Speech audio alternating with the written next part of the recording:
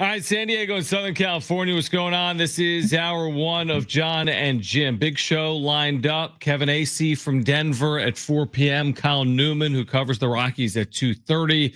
We'll talk some SDFC with Adrien, Garcia, Marquez at 4:30. And Jake Cronenworth will officially return. You just heard that from Jim in the update. So they kind of look like how they look to start the year. They've got the full complement of their offense back now that Merrill has been added and Arise was added, and now Cronenworth has been added. Plus, you get the benefit of going to Denver, where, of course, historically you're going to score more runs than you would elsewhere. And this is something that has really hurt the Padres this year. I mean, offensively, we've talked about it.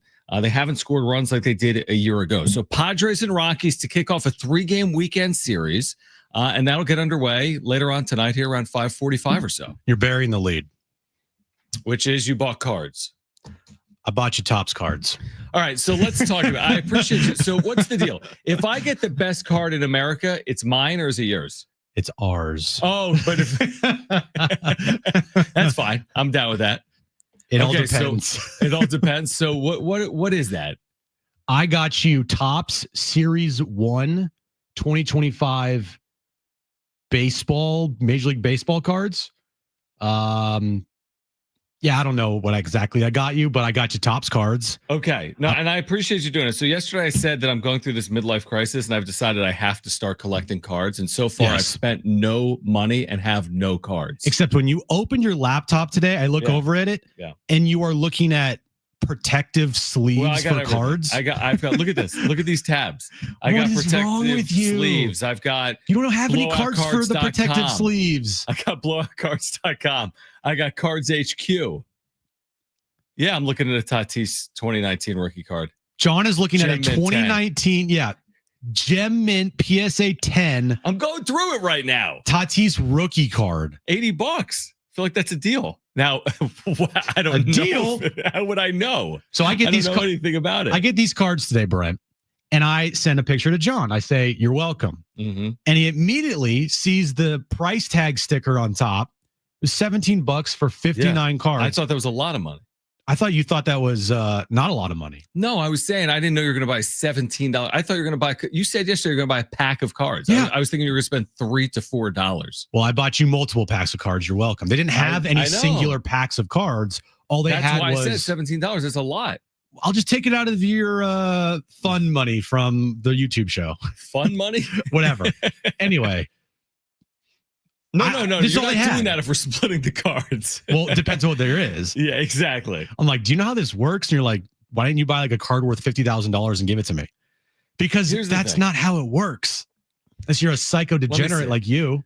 Listen, if I was, we'll get into this more. Well, when do you want to open this? 3 o'clock, 2:45? 3 o'clock, top of next hour. John is going to open. Really good radio. Baseball cards, except you need to get this out of your system. That's why we're doing this. No, this is just the start, dude. This is the start of a 20-year relationship. It's like baseball cards. It's like I'm giving you a little bit, and you're gonna just like start becoming a degenerate. And you know what I really want? There goes all your money. Well, hopefully if there's an autographed card in there, it's not Oscar Gonzalez's because he's been optioned down. That'd be kind of cool though to have that. I'm not even gonna lie. It would be cool. Let's get back to the Padres, who again have the Rockies tonight. First of 3 coming up at 5:40. Padres have lost 2 straight. They're 23-13 overall. They're taking on this Rockies team that we talked about yesterday. I mean, they're on hard times. And by hard times, I mean really hard times. 6-31, Jim. And that's the opponent the next 3 days for the Padres. Plus, the Rockies played 2 games yesterday and were annihilated in both of them in that home doubleheader. Yeah, if the Padres, if they don't win this series, it's gotten to a point, excuse me, where whenever you play the Rockies this year, any team in baseball, if you don't come out with a series win at minimum, it's a disappointing series, obviously. You know, we look at the Yankees series. I don't find it to be that disappointing. It was disappointing in how things played out. Right. But losing 2 or 3 to the Yankees at Yankee Stadium, I'm not going to throw my hands in the air and be like, what the hell? I can't believe that happened. Mm-hmm. You lose 2 or 3 to the Rockies at Coors Field. Yeah, I might throw my hands in the air and say, what the hell just happened? Because the Rockies are that bad of a baseball team. I think we would have, listen, we've been pretty measured because of how good that they've been, that even when they take on a loss that you expect them maybe to win, you don't overreact to it. I do think maybe the first time we'd overreact, and we know the year is long, not going to win or lose the World Series this weekend. But I do think we'd have pretty strong reaction Sunday night on the wrap-up show, Monday on Jon and Jim, if they lost this series. Now, there's a long way for that to happen, hopefully, and getting Jay Cronenworth back hopefully only strengthens them. And, they got the full offense, Jim. You've been talking about it. They've scored the third fewest runs in the National League. They're only scoring 3.98 runs per game. The Padres at 23-13. This is the weekend. They got to do better than that. There's no excuse to not do better than that. I don't even know what I'm expecting or hoping for, but it has to be better and hopefully significantly better than that. Like what I'm looking for in this series is for the power to show up. Mm-hmm. I'm looking for some pop. I've already said Tatis this weekend. Geez, something in my throat. What the heck? Tatis this weekend. Sorry, live radio. Get over it. Calling a home run for Tatis already. Like I do believe that he's going to hit a home run this weekend. He's due, and there's no better place to do that in Colorado where he just absolutely rakes. So I'm you going. Better hit one this weekend. I'm going with that this weekend as a guarantee. Yeah, you've been guaranteeing that a lot. And I do think that you're going to see some pop from this team this weekend because guess what? They have a full lineup back. There's still gaping holes in left field and catcher, but Jake and Jackson Merrill both back in the lineup. The lineup is out, by the way. Mm-hmm. And Jake Cronenworth is in the lineup for the Padres today. It reads as such: Fernando Tatis Jr. leading off, Luis Ariz hitting second, Manny Machado, Jackson Merrill, Xander Bogaerts, Jake Cronenworth is back at second base. Gavin Sheets is your DH, Jason Hayward's in left, and then Martin Maldonado behind the plate. So it looks like a much better lineup now with Jake in it and Jackson Merrill in it. Instead of your 5 through 9 hitters being like complete almost black holes, it lengthens the lineup now a little bit here, and you're not as concerned at the bottom of the lineup. It's still concerning, but it's not the worst thing in the world when you have everybody else in there. I'm really not concerned about their offense, but when they're healthy, I'm really not, because I don't think they need to be this top 5 offense to be really, really good. And I think they've already proven that in basically now a quarter of the year. It's not like the sample size is so small where it's been done on smoke and mirrors. And we forget Jake Cronenworth. I know that's a small sample size because he had only appeared in 12 games. He has an 895 on base plus slugging this year. He's been very good when he was healthy earlier. And I don't know if that's who he's going to be or not. That would be kind of bucking the trend of who he's been the last couple of years in the major leagues. You got to be careful saying that. Yeah, you do. I have no qualms with their lineup. Of course they could get better. Of course they could improve on it. Make no mistake. I'm just saying I don't think their lineup will hold them back from getting where they need to get to, which is 90 plus wins, because I think the pitching is really good. But I mean, I'm with you that they need to score more this weekend. I mean, there's no question about that. And I need to see power this weekend as well. I will match your Tatis with a Machado. Oh, I'm not going to guarantee it. Well, Machado is actually kind of hot, so. But he hasn't homered. True. Much. He hit that one in Pittsburgh. He's hit 3. So if he hits, so he's only hitting one every 12 games so far this year. Okay. I say he hits 1 this weekend. All right. And you think Tatis, how many do you think the team hits this weekend? What's your over-under for the team?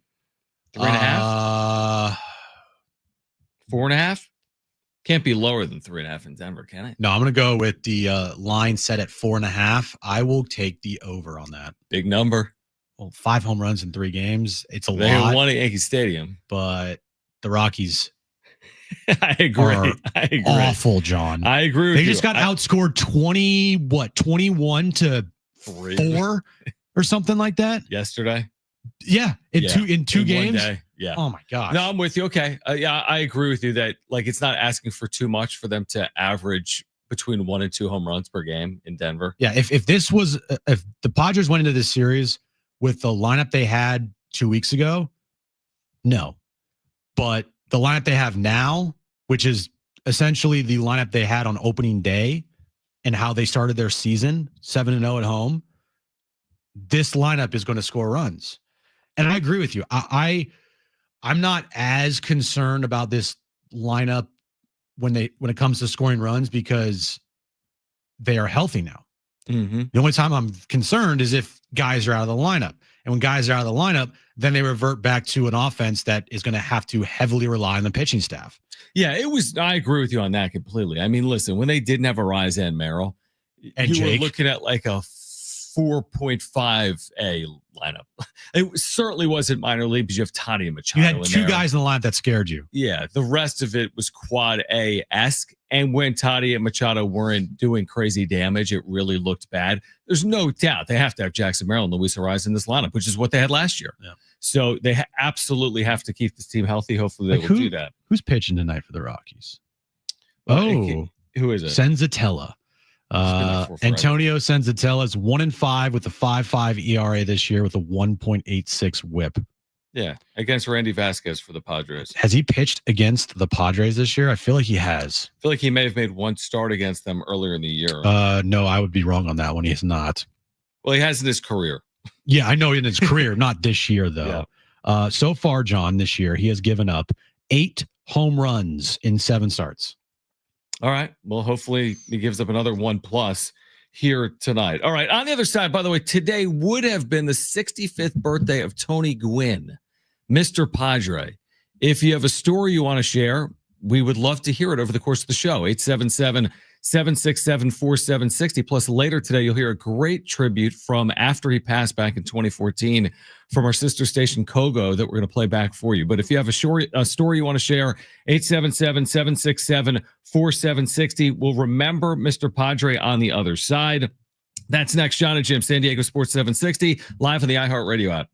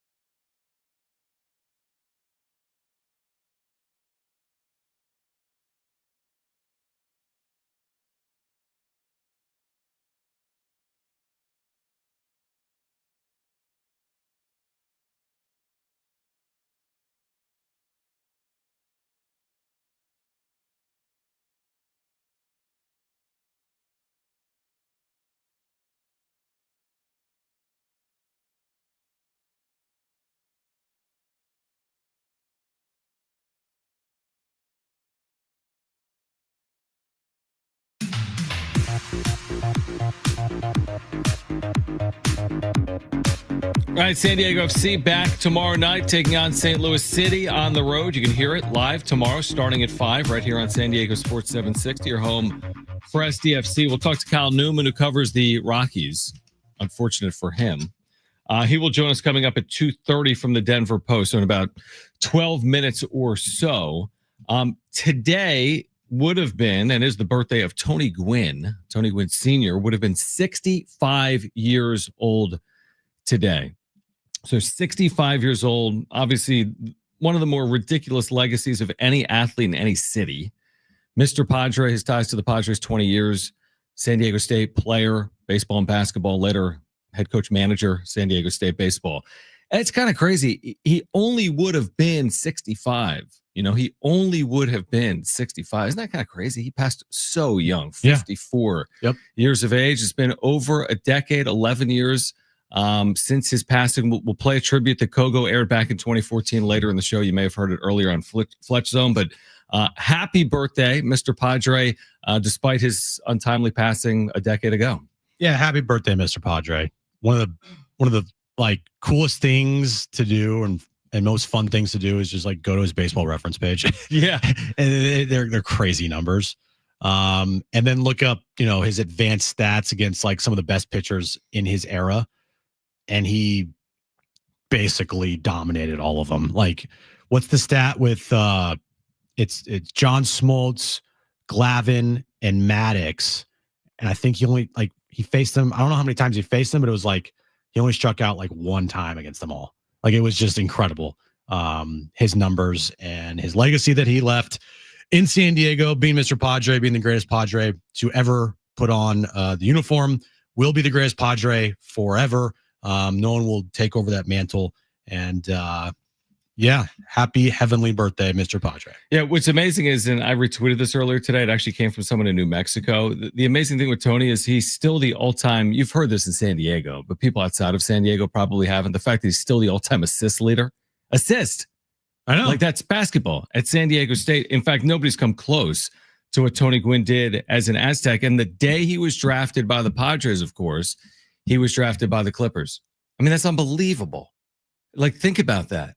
Think about today's baseball and basketball and getting drafted in the first round by, it's crazy. It's crazy. You go back and think about how that's even possible. But yeah, just gone too soon. 65. It would have been 65 years of age today. I have not heard the Kogo tribute. I intentionally didn't open it when it was sent to me earlier today because I want to hear it and react to it live on air. And we'll do that coming up. When we normally do the back page, we'll do it coming up later in the show around 5:45 or so. You've heard it before? No. No, I have not. Okay. Well, you'll hear it then. I will. Well, it may be if you're listening at that point. I will. Yes, okay, John, yeah. I'm going to hear it. I'm going to be on the show. Yeah, you'll hear it at 5:45 then.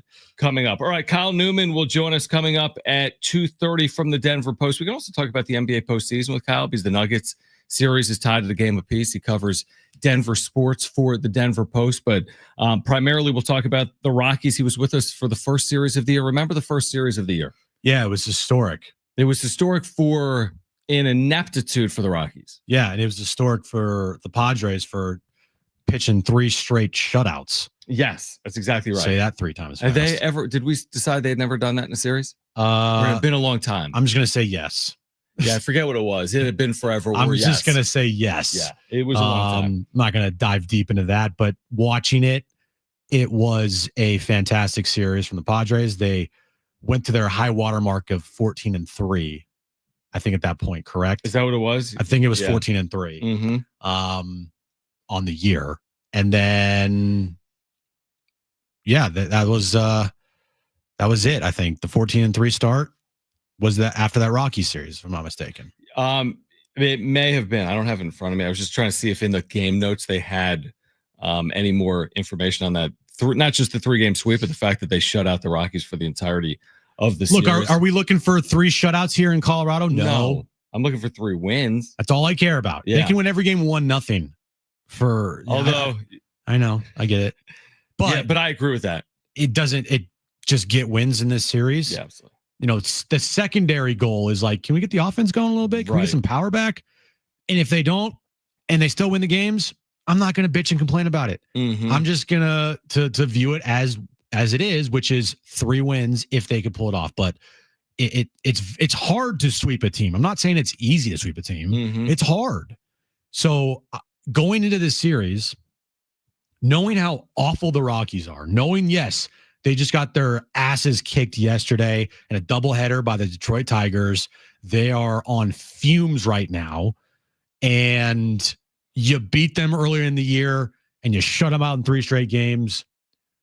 Still, with all that being said, it is difficult to sweep a team. It's crazy. I'm looking right now. How many times have the Rockies been swept? Again, they have just 6 wins. They've been swept 6 times. So half of unbelievable. That's been by the Padres. Yeah, I mean, it's an unbelievable. No. Half of what? They've been swept. Oh, swept, not shut out. Okay. No, they've been swept 6 times already, which is unbelievable and almost impossible to do. But I'm with you. I'm not going in expecting it. I might hope for it. I think they're capable of doing it. But they're not going to throw Dylan Cease. They're not going to throw Michael King. So we'll see, is what I would say. If that offense comes to life, hopefully they can do it. They have to win the series, to our overall point. They have to win the series. If they sweep it, again, if they win tonight, I might call for a sweep. I never do that. If they win tonight, depending on how tonight goes, yep. If they win like 8-1, yep, I may. And you're like, I normally would say after game 2, if you win the first 2, of course, like sweep them. You've won the first 2. Oh yeah, you have to sweep this team. Say with any team. Yeah, exactly. But going into the series, I think I'll sign up for 2 out of 3. People may disagree. 70470 started with team. Maybe don't think that's good enough. 2 out of 3 in Denver against this historically bad Rockies team. What's their record at home? Does that have 4-14? 4-14. Okay, so they have 1 games at home and 2 on the road too. So okay, 4-14 at home. I would. That's crazy. I would just say win the series. Screw it. I win the series. We'll talk about it if they win tonight, and then if they win tonight big, then it's like, okay, maybe sweeping is definitely the mindset here for the weekend. Just win a game. But you know how hard it is as a baseball team? Like I never have heard of a baseball team going into a series and being like, yeah, we're going to sweep these guys. Yeah, even like Schilt. I mean, listen to what Schilt says. He says just win series. Like that's been the methodology. We want to win series. He said it before. Like you win every series, you win, a historical amount of games. So go win the series. And I'm sure some people disagree with that, but go win the series. Kyle Newman covers the Rockies. He'll join us on the other side. He works with the Denver Post. Kevin Acee will join us at 4 p.m. Don't go anywhere. This is Jon and Jim on San Diego Sports 760. Also live on the iHeartRadio app.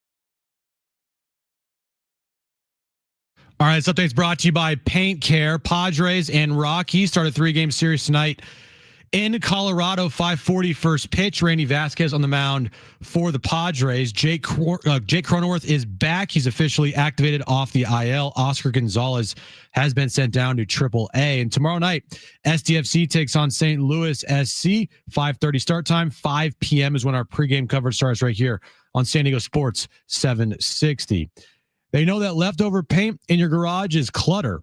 Make more room for your collections of trading cards and comics. Make the leftover paint to Paint Care drop-off sites. Take more room in your garage and help the planet. Learn more at paintcare.com.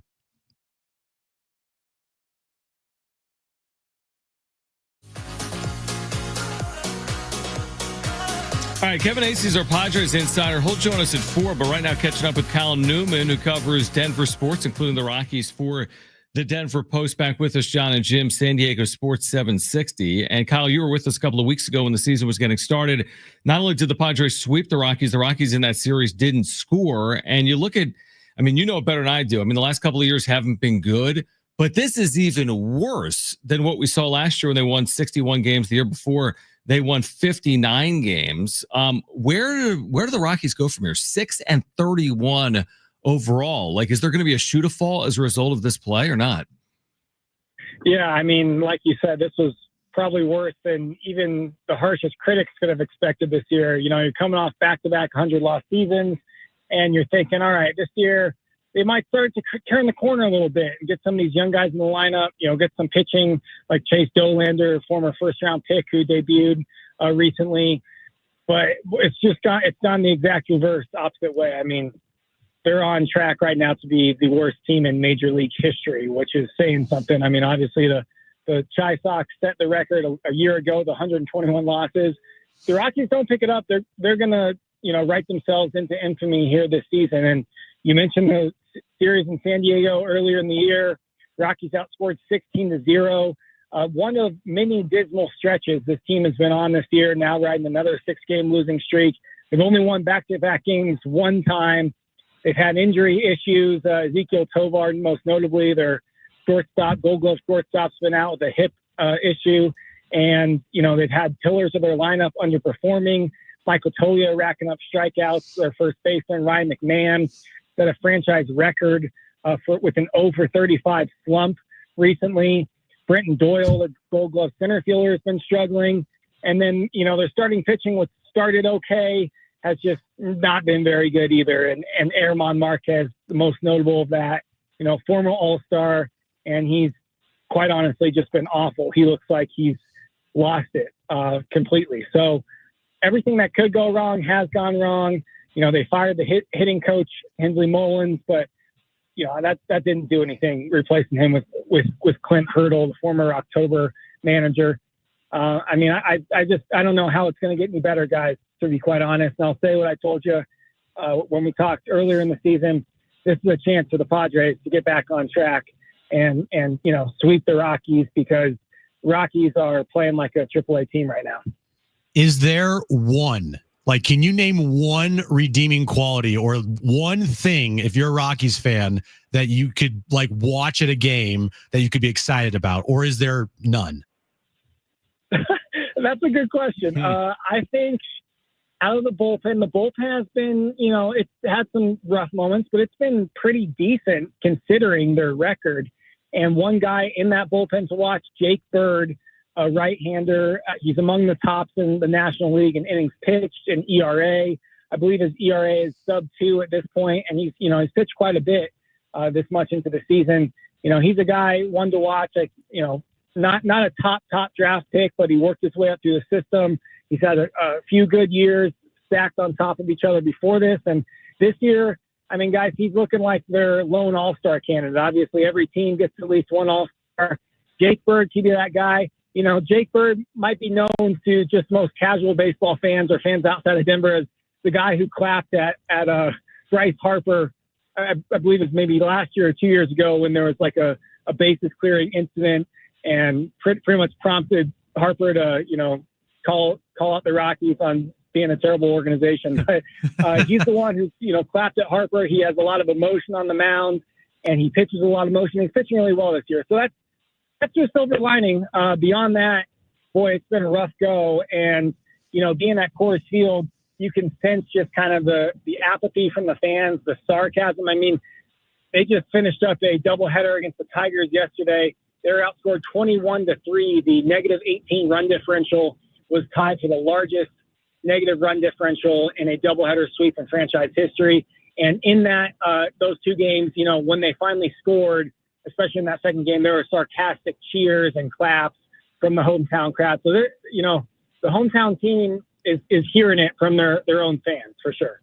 So you mentioned like apathy, and I get it. There's probably not going to be like crazy outrage when you're in a city that has the other three major teams as well. Like in San Diego, like if the Padres were 6-31, it'd be bad. I mean, who even knows what people would be saying at that point? I would imagine the Nuggets can distract, and it maybe is what it is considering they've lost 100 games each of the last 2 years. But what is the level of like criticism and outrage among Denver sports fans, and will it lead to anything moving forward or not? It's a great question. I mean, will we see it reflected in the gates? I think, attendance is down a little bit this year, but it's not like it would be, for a team that you would think for a team that's on track for a third straight 100-loss season is potentially the worst team in Major League history. They'll draw close to 3 million, which has kind of been their mark, at Coors Field, despite the quality of the product on the field, or the lack of quality, should I say. The team is definitely hearing it from the columnists here at the Post, other papers around town, TV sportscasters. And yeah, we hear it from a lot of fans, like they want to change in ownership. Quite frankly, that's not going to happen. Dick Monfort's not going to sell this team. He's one of the most cash poor owners in baseball. And, the Monforts were a meatpacking family. That's where they made really their money. But now, their main money is in owning the Rockies. It's unlike some other, teams which obviously have owners with deep pockets from other industries and other ventures. No, the Rockies are Dick Monfort's ventures. The Rockies and the surrounding real estate plays around Coors Field that the Monforts have started on, and most notably McGregor Square right across the street from Coors Field, which they now own. They own a huge condo place there and some restaurants. So I don't know, man. I don't know where to go from here. But yeah, people are upset. But Coors Field continues to, draw numbers.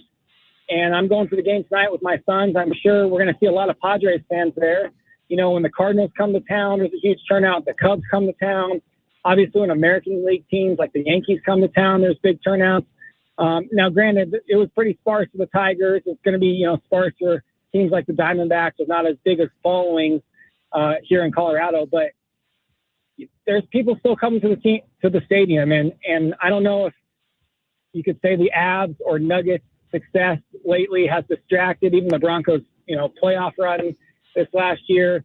People are well aware of where this team's at, and I think people are kind of just throwing their hands up and being like, all right, well, I guess this is what it is, because you look across the division, I just don't see it getting any better. Is this the bottom? I'd hope so, but I don't know, man. We could see another couple 100-loss seasons after this with the way things have been going, and the lack of free agent signings that this team has made. And when they do make a big one, a la Chris Bryant, it's been awful. So when you are covering the Rockies and writing about them and covering them at games instead of going, tonight with your kid, do you already have like a prepared game story ready to go? If okay, they're going to lose, so I'm ready to go here. How has it been to cover so far this team this year? Because I feel like every game going into it's like, well, they're going to lose tonight. There's nothing here that will be exciting or anything from this team. Yeah, it's pretty brutal. I'm not going to lie. I mean, the clubhouse, they're not saying it, of course, but there is a supreme lack of confidence in that clubhouse right now. And you almost walk in there pregame and you get the vibe of, the guys are thinking, all right, how are we going to lose today? Is it going to be we get 2 hits? Is it going to be our starter, gets bombed around here in the first couple innings? Is the bullpen going to give it up? There's just this imminent sense of doom in that Lodo clubhouse right now. And in terms of writing my game stories, me and my cohort, Patrick Saunders, I'm telling you, we're running out of leads to describe the ineptitude, to be honest. It's just every night, it's just a different lead about how this team is playing bad baseball. And I guess high up in our stories, we always have some history to throw in there. Like right now, it's the worst, I believe, 35 or 6 game start ever, tied with the 1988 Orioles. So, it's like every night there's some history or infamy, should I say, to throw in the story. But it's getting tough out there, guys, for the beat writers, man, and trying to, not totally bury them every single game story when really that's, they're burying themselves with their play. Yeah, you never want to be mentioned with the 1988 Orioles, who I want to say started 0-21. The worst start in the history of the sport. That's the last thing you want to be in the same sentence as the 1988 Orioles. Well, and the White Sox of last year are looking at this thing. Like, hey, they're going to make us look good. Yeah, I mean, we got a Pope now, so I mean, everything's good. Yeah, right. Denver doesn't have a Pope. Good point. Yeah. Kyle, before you go, tonight also, I mean, you got the Rockies in town. You have the Nuggets in town. Game 3 against the Thunder. I mean, after game 1, I'm sure people got very excited. Now, after game 2, I don't know how people are feeling in Denver. So what's the level of optimism or hope that Denver, now having stolen home court, can actually win this series? Yeah, it's a good question. I mean, after game 1, I was reading some of the headlines, from here and abroad. And like one of the headlines on ESPN was like, are the Nuggets now a championship contender again? And I thought that was getting a little ahead of ourselves. Obviously, as we saw in game 2, OKC came out and punked the Nuggets. But, taking 1 of 2 and, to start the series in Oklahoma City, good start. But it just comes back to, guys, I mean, Nikola Jokic can't do it all by himself. The bench has just not been cutting it all year. This front office, which obviously we saw, Booth and then also Mike Malone get run out of town at the end of the regular season. And for this reason, I mean, they couldn't get on the same page of constructing the roster appropriately around Jokic and giving the Nuggets quality depth. And I think that's honestly going to be the downfall in this series. I know it's tied 1-1 and, you're 3 wins away from the Western Conference Finals. But, I think something's got to give in this series with the lack of depth. And if the Nuggets are going to pull something out starting tonight and then going forward the rest of the series, yeah, it's going to be about Jokic, but it's also going to be about Aaron Gordon, Christian Brown. I mean, those two in particular doing big things. Jamal Murray and Russell Westbrook, a often viled character in this town. A lot of people kind of disappointed with the impact and his just kind of out of control play at times. Yes, he's made some big plays. He's also just had some abhorrent games and moments throughout this season. And if the Nuggets are going to pull a shocker, and I think it will be a shocker if they can upend the Thunder and move on, it's going to have to rely on those guys. Aaron Gordon coming through, obviously he hit the game winner, near the buzzer in game 1. Christian Brown's going to have to continue to play out of his mind. Jamal Murray's going to have to be, the blue arrow of old and not be hobbled by injuries or anything like that. And then with Russell Westbrook, he's going to have to kind of turn back the clock a little bit, play more in control, and, do something pivotal down the stretch here because Nuggets have a tall task. Obviously, the Thunder, the top dogs in the Western Conference for a reason all year. And Nuggets going to, have to really play their best basketball in order to come away with the victory in the series. I think it's going to go at least 6 games, but I'm not too confident they can pull it off. Kyle, final one. I need your help with this debate here. Would you consider the Rockies a once proud franchise? Man, you have some good questions here on the show today, guys. I don't know. They've had some moments of pride, and I would say the enthusiasm at the start of this franchise with record-setting crowds at Mile High Stadium. A huge season in '95, first year of Coors, which they're celebrating their 30th anniversary this year. That season, making the playoffs for the first time. Emergence of the Blake Street Bombers. There was a lot of juice, when I was growing up around this team. And of course, you can't forget the 2007 run to the World Series in Rocktober. Call it a fluke, if you may, but that was still one of the most exciting things this town has ever seen. I don't know if once proud is an apt descriptor. Occasionally lucky, occasionally good, but I mean, they've got a long way to go, I think, to earn the trust of this town back, to be honest, guys. I mean, I mentioned the ownership earlier a few minutes ago. there's just a general feeling of like the Rockies have no idea what they're doing. And then they're also playing in the best division in baseball with, the Giants and Dodgers and Padres consistently outsmarting them. And then also the D-backs, finding more luck and success than the Rockies have had too. So long way to go. Once proud, I would say occasionally proud, to answer your question. I heard yes. No. Thank you, Kyle. Kyle Newman, Denver Post. Enjoy the game tonight, and we'll talk again soon, all right? Hey, thanks, guys. All right, Thanks, we'll Kyle. react to that on the other side. This is Jon and Jim on San Diego Sports 760 and live on the iHeartRadio app.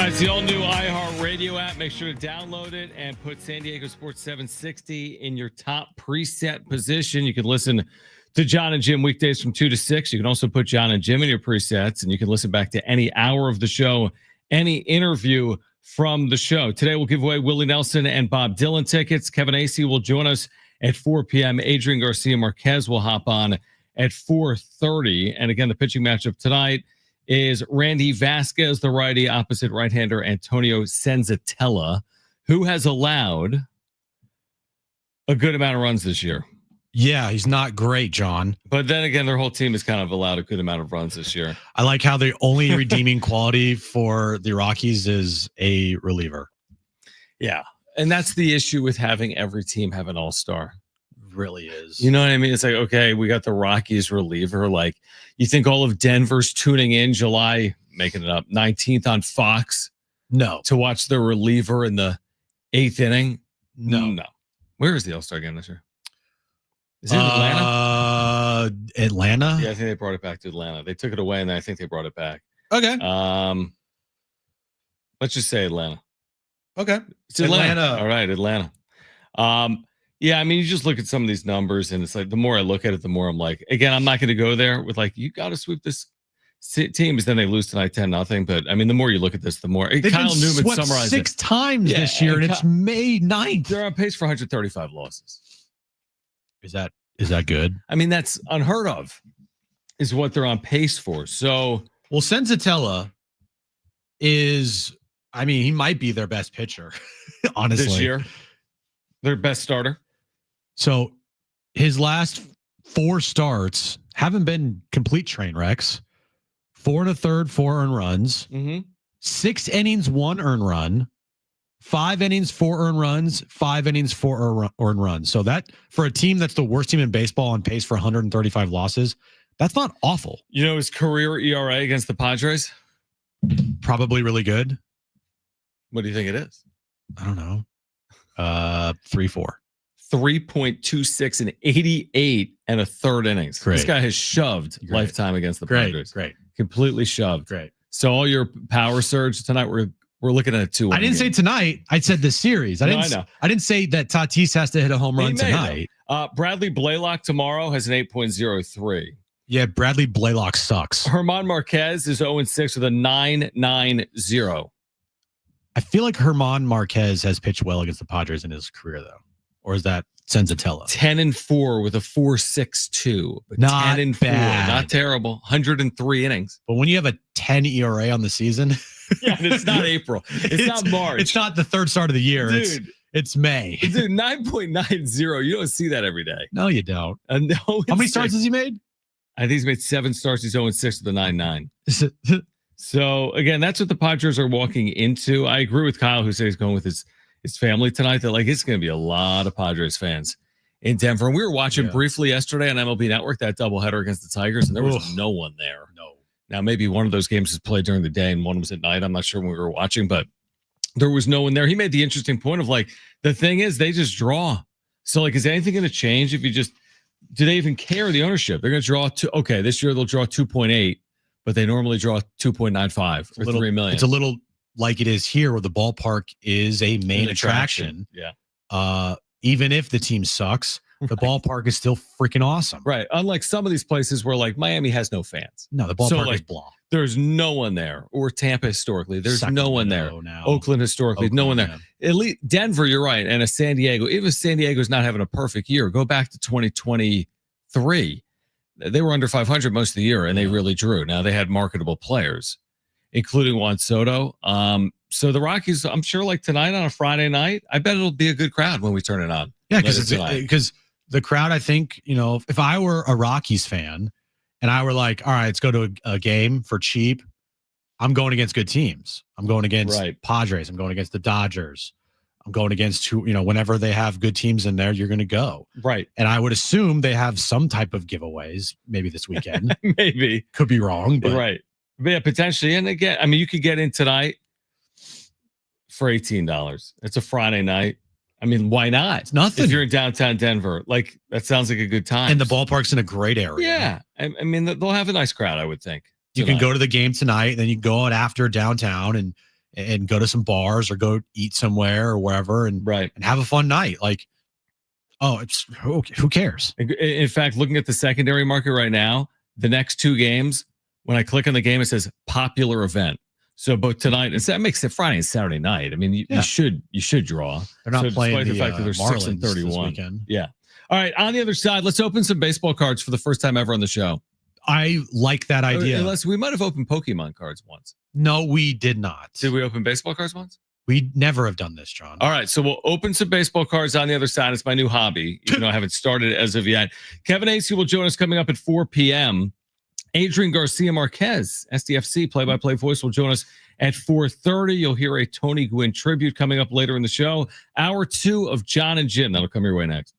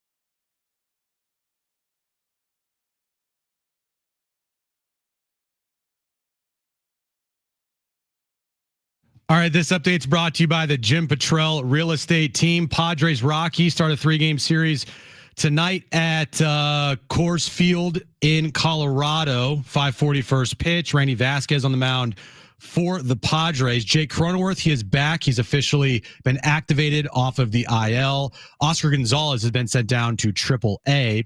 And tomorrow night, STFC takes on St. Louis City SC. 5:30 start time.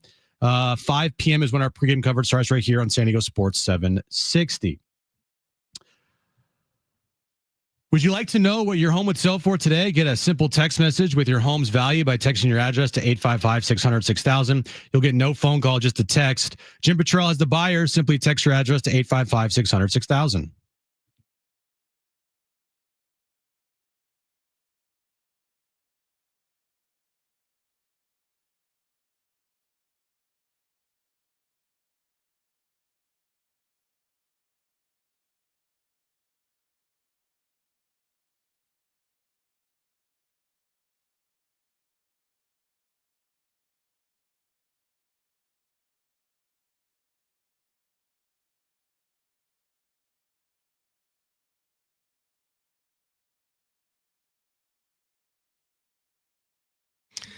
All right, San Diego and Southern California, what's going on? Hour 2, Jon and Jim. I don't even know what to say. Well, I do know this. Kevin will join us. Kevin Acee at 4, Adrien Garcia, Marquez at 4:30. Okay.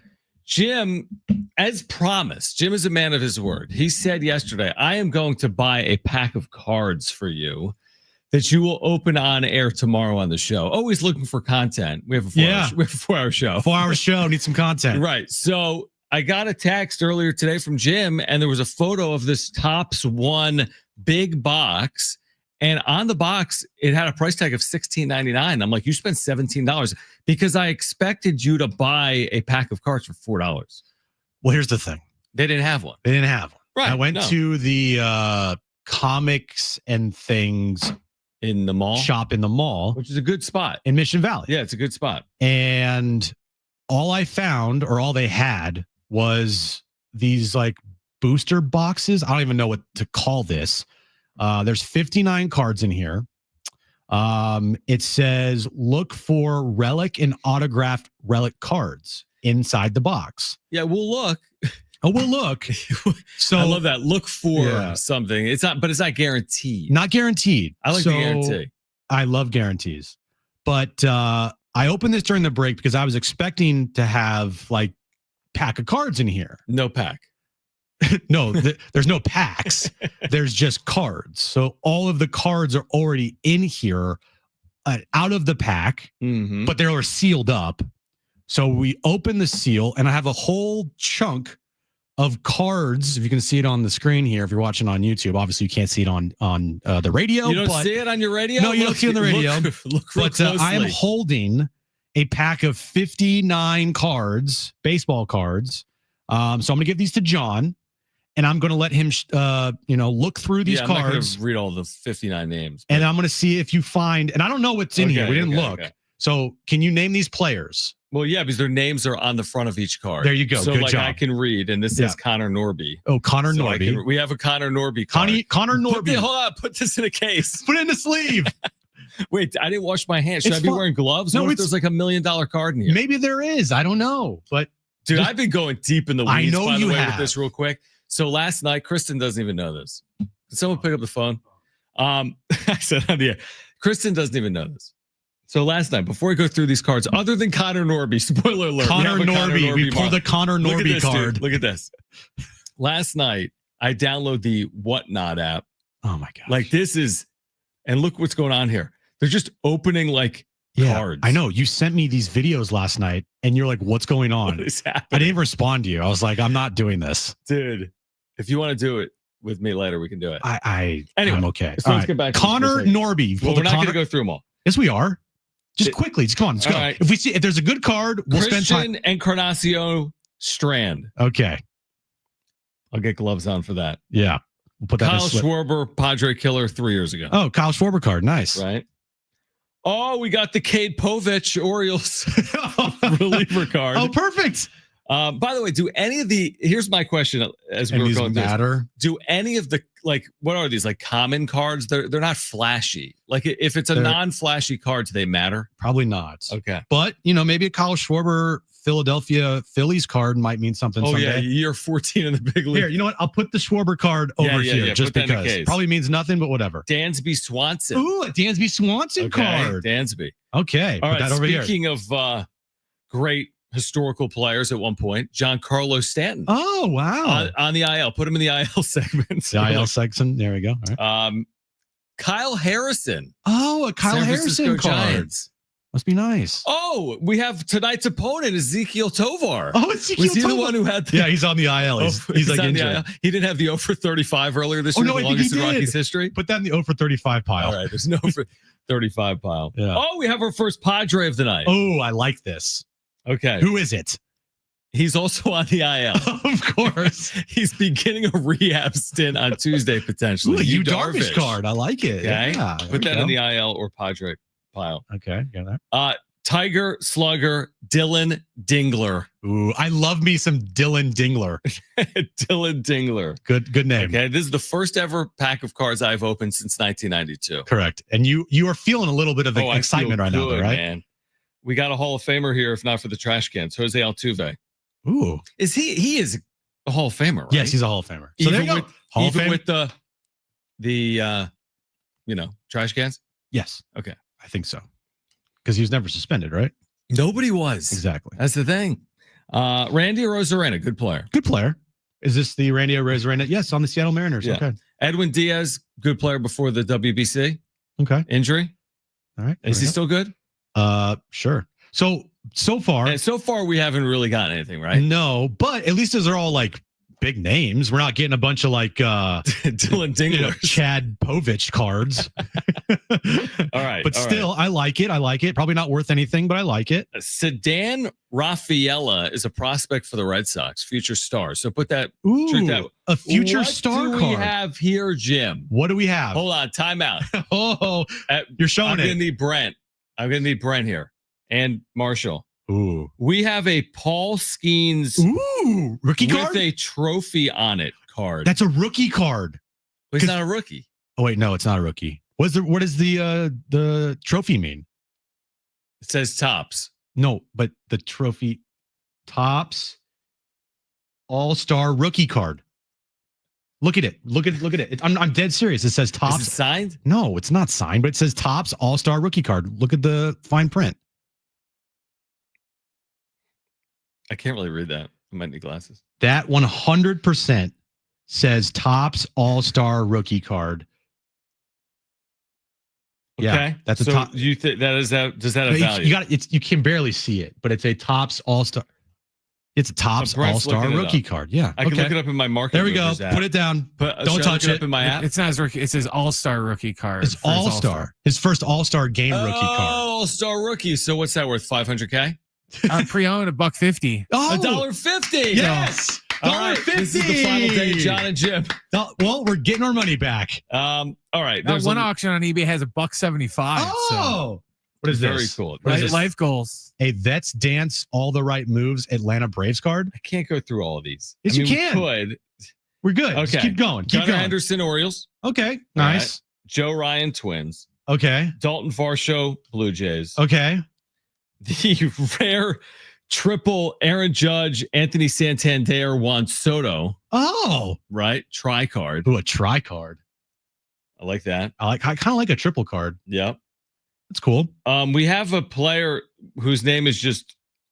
Oh no! It says actually. It's hard to see the last name. It's Lawrence Butler.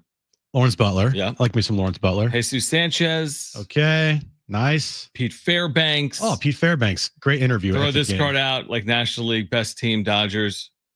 A boo! Rip it up. Jake McCarthy. Who? Yeah. By the way, you can't read these last names. Like Will Smith. Look where it says Smith. You can't even read that. It's a holographic. It's I got you. dude. Will Smith. Luis Put that in the Rengifo. garbage. All right. Brady Singer. Okay. Mason Wynn. Okay. Do we have any Padres? Yeah, we got Yu Darvish. Okay. Grant McCray. Wait, hold on. You got a Mason Wynn Okay. Topps All-Star rookie card. What's that worth? I don't know, but We'll just put that in the rookie card pile. Grant McCray. Okay. Oh, we have a rare, I don't think it's the Pope edition, but Andrew Benintendi in a White Sox uniform. Oh, must be nice. Okay. It's So not we the have Pope, that. but it's close. Christopher Sanchez, the Phillies. Oh, we have another Rocky, tonight's opponent. Adale Amador. So we have more Rockies than we have Padres. We do. Okay. All right. Nice. Brian Rocchio of the Indians or Guardians. Guardians, sorry. Politically correct. Brian De La Cruz of the Pirates. Okay. Tyler Locklear, Mariners. Okay. Emmanuel Clase, former Padre. Oh, very nice. Farmhand. Okay. Perfect. Brent Rooker, former Padre. Like me some Brent Rooker. Okay. Okay. Now that we have some upside down cards. I think those are the special cards. All Those right, are like the we have special cards, guys. yeah. Don't look. Just Well, okay. Oh, This is cool. We have. Remember this set? It's supposed to look Yes. like an '88 type top. I used to have those. what is that? That's I a still Mookie have those. Betts. Mookie Betts 35th anniversary. So this would be not like a 1990 set That's pretty cool. from Oh. Tops. What do you got, Brent? That tri-card is going for $9.95 on Amazon. Oh, we're making money. dude, This $17 dude. set. So we got what? $2 and at least $10. We got like $10 right here. Jeez. What about this Mookie Betts 35th anniversary 1990 Tops card? 1990 to 2025 Topps card? We'll put that in the special pile Yeah. over here. We have a John Gray. He's with the Rangers apparently. Hey, sucks. We have an Orioles card, just Oh, like cool. celebrating their bad start to the year. American League or Baltimore Orioles team card. Sure. Eugenio Suarez of the D-backs. Okay. Freddie Freeman. So we've gotten one Padre so far. Ryan Pepio of the Rays. Oh, Pepia. Hey, look, it's just the Red Sox team. We have another Angel Okay. who's going to be here next week. Zach Neto. Former Padre Seth Lugo Oh, Seth has made Lugo. our set. Royals card. We have one of the great names in sports, Lars Newbar. Oh my gosh! Don't sneeze on the $10 card, dude. I just sneezed far away from it. You're fine. Okay. We have. By the way, this is amazing. I need to buy 1,000 packs of cards and open them. I know. This is the best thing ever, right? Is anyone doing this right now? 70470. What is the logo color on that Mookie Betts card? It's silver. What's the logo color? It's the 35 on the front. silver. So probably not that great. Here's your Lars Newbar. Lars Newbar. thank Shea Whitcomb, you. Okay. Eloy Jimenez, Okay. Willie Castro, and now we got some. Look at this. We got some holograms. Ooh, we got some hologram cards. These are the big boys Look at right that. here. Now, for whatever reason, we have like 10 Mookie Betts cards. That's fine. Here's a Mookie Betts hologram. Hold on. Wait. Pause. We have a Topps Mookie Betts Stars of MLB card. Okay. Whatever that means. Okay. A Stars of MLB card. We have a Nolan Arenado hologram card. Okay. A Stars of MLB Nolan Arenado card. Right. Okay. We have a Jose Ramirez. Oh, wait a second. After Jose Ramirez, things are getting better, folks. We have another Pulse. Oh, Wait a second. Whoa! We have 100 Paul what's Skeens cards. happening? We have a Paul Skeens hologram. Forget about Jose Ramirez for a second. Okay, we have Paul Skeens. And the back it says he's a strikeout machine. So we have that. It's a Paul Skeens. What does it say on the back here? Stars of MLB Paul Skeens card. And then we have a right-handed pitcher 2024 All Tops Team Paul Skeens card. Dude, it's like a Paul Skeens pack. It really is. Then we have Padre killer Ben Rice card from the Yankees. I don't know if you heard the Padres. Right-handed 2024 All Tops Team Paul Skeens card. That's cool. Then our last three, Ben Rice. Look at these cool holograms. Oh, that's a good one. Andres Jimenez of the Guardians and Christian Mania of the D-backs. I feel like we got like $1,000 of cards. Maybe not. Probably Brent, not. Brent, do we have anything else of value? Anything special? I have to check some of those cards. Okay. We might. Okay, Brent will take the cards Ooh. at the break with Marshall. They'll do the deep dive. I feel like. Do we share? Yes. So we got these three, I guess, what are they? We need cases. I know we do, John. We have three Paul Skeens cards. That's a lot. We have a triple, what is it? Judge Santander Soto card. And we have a Mason Wynn rookie, all-star rookie card. And then a future star from the Red Sox. So Dude, anyway, I'll be honest with you, that felt really good. I knew it would. Again, it's bringing me back. I knew it would. You know, like you lose out as you get older. It's like you don't do the thing. Childhood was really fun. You remember childhood? Yes, I do. Like so, I'm all for it. I'm gonna go out after this. Maybe on my way home, I'm gonna go buy some packs. So we got one Padres player, and that is you, Darvish. Right. And we have 10 Pirates. Look, I feel like there's some good cards in here. Brent's going to take a look. Hey, here's what I want Brent and Marshall to do. I want them to take the 59 cards and then at some point later in the show tell us the estimated value of what we got. Because you spent $16.99 plus tax. Uh-huh. Did we get $16.99 back in the pack? Did we make back what we spent? And by we, I mean you. Exactly. All right. We'll update you on that. Kevin Acee at 4 p.m. Adrien Garcia, Marquez will join us at 4:30. On the other side, rush. It was a rush. I like that. That was an adrenaline rush. Other side, let's talk about last night in the NBA postseason and look ahead to tonight as well. Don't go anywhere. Jon and Jim.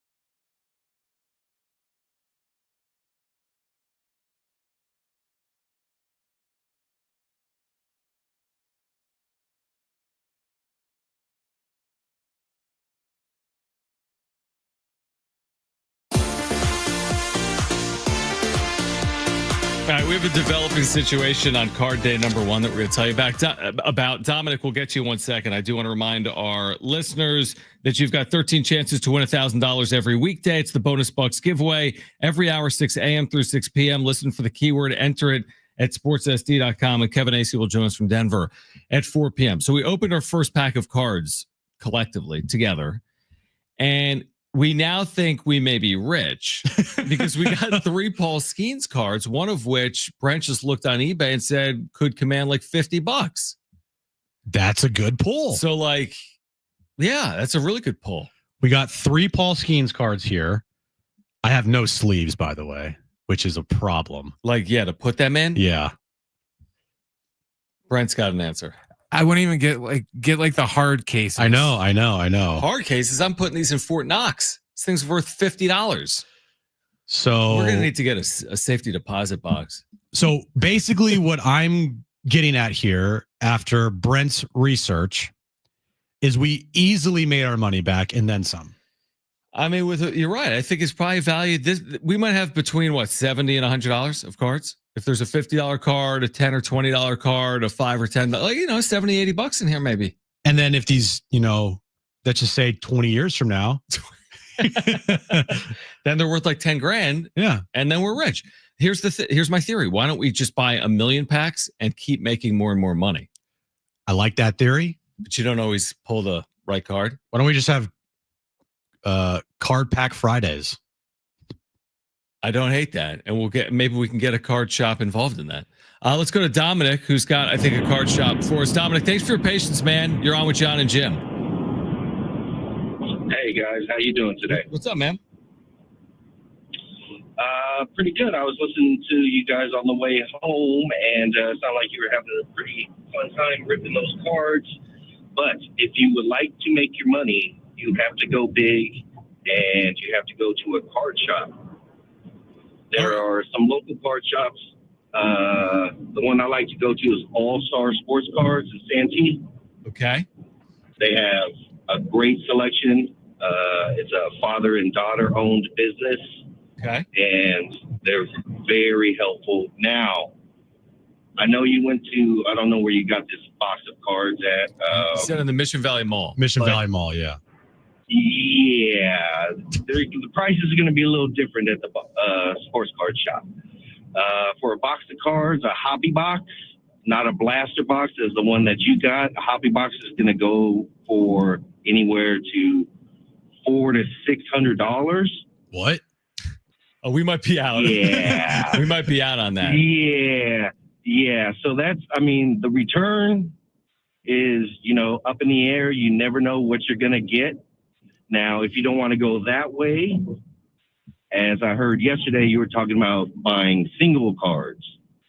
Now, if you want to do that, you already know the exact value of the card right now. You can go onto eBay. Now, when you go onto eBay, you want to check for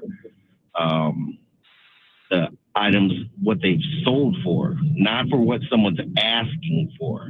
All right. So you could look up the card and say $50, but it's sold for $10. So Dominic, that's the couple ways you can go. I appreciate you, man. Thank you for calling in. All right. So people have taken an interest to what we're doing here. We'll keep you updated is what I would say on my collection, which right now includes 3. I don't know. That's my conclusion. Yeah. So I have no idea what I got today. Like this Topps Series 1 box. Right. I feel that's like it's a good like starter thing to pick up because we weren't going to drop $400. No, because it says here that there could be some autographed cards in these Topps Series 1 boxes. Right. Good. What do you got, Brian? Yeah. What do you got, Brian? Well, allegedly, according to Google, that's what a hobby box is they're just specialized cards, and you have chances to get like autographed cards, and that's why they cost so much. But it looks like it's one of those where, sure, for $400 you might get a Paul Skeens autograph, or you might get no autographs at all. Or might get a Tyler Wade autograph. Yeah, exactly. The Wadey or like the Connor Joe, Listen, I thought it was successful. Now we need to go get like plastic sleeves to put them no, I consider our first day, or I guess your first day. This was a big win. This was a massive win. This is good. Massive win here. I was worried that we were going to pull like a bunch of nothing.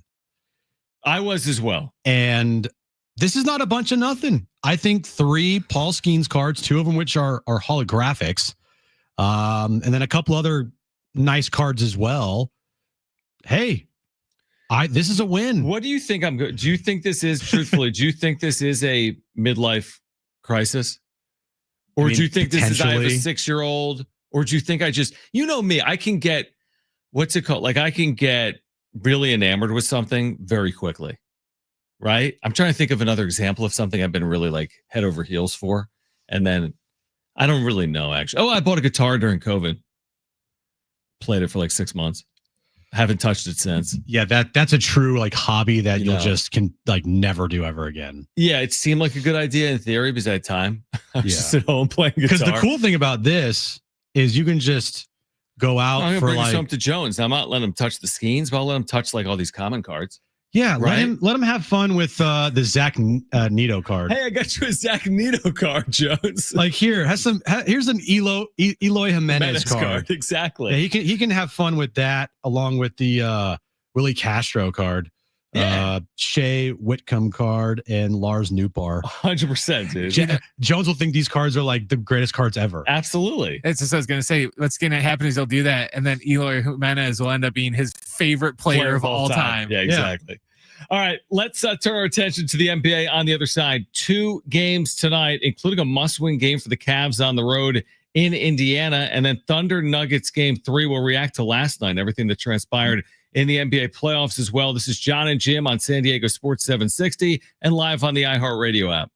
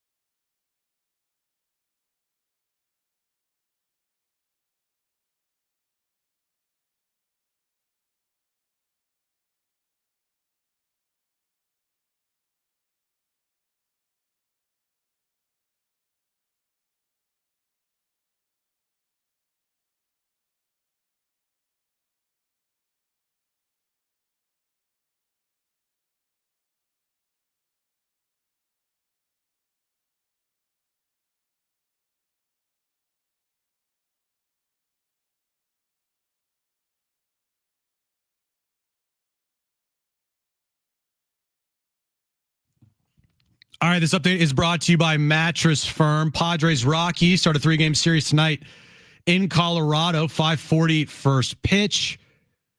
Randy Vasquez on the mound tonight for the Padres. Jake Cronenworth, he is back. He has been reinstated from the IL. Oscar Gonzalez has been sent down to AAA. And tomorrow night, SDFC takes on St. Louis City SC.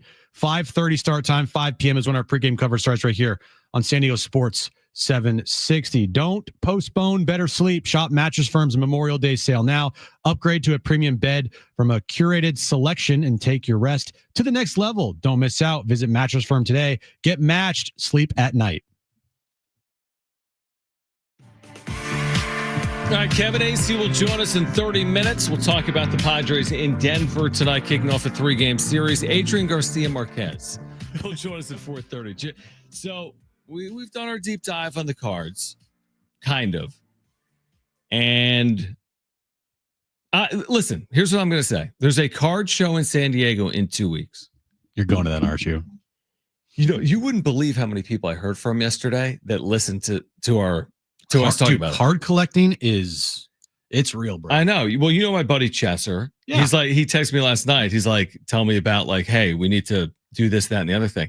But there's this card show coming up May 24th, 25th that I wanted to go to with Jones. I think that's what got me into this because I kept getting ads on Instagram for this card show. I'm like, oh man, cards. I want to get into cards.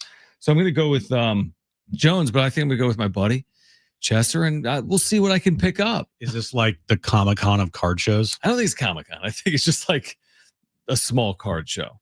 Okay. Like this isn't like Card Con. I don't even know if that exists, right? This isn't going to be the biggest card show in the world. I feel like card collecting now, like back in the day, it was like you just buy cards. You're like, oh, cool. I got a Mookie Betts card, or, oh, I got a Jackson Merrill card. Now it's like, oh, I got a Jackson Merrill card, but is it worth anything?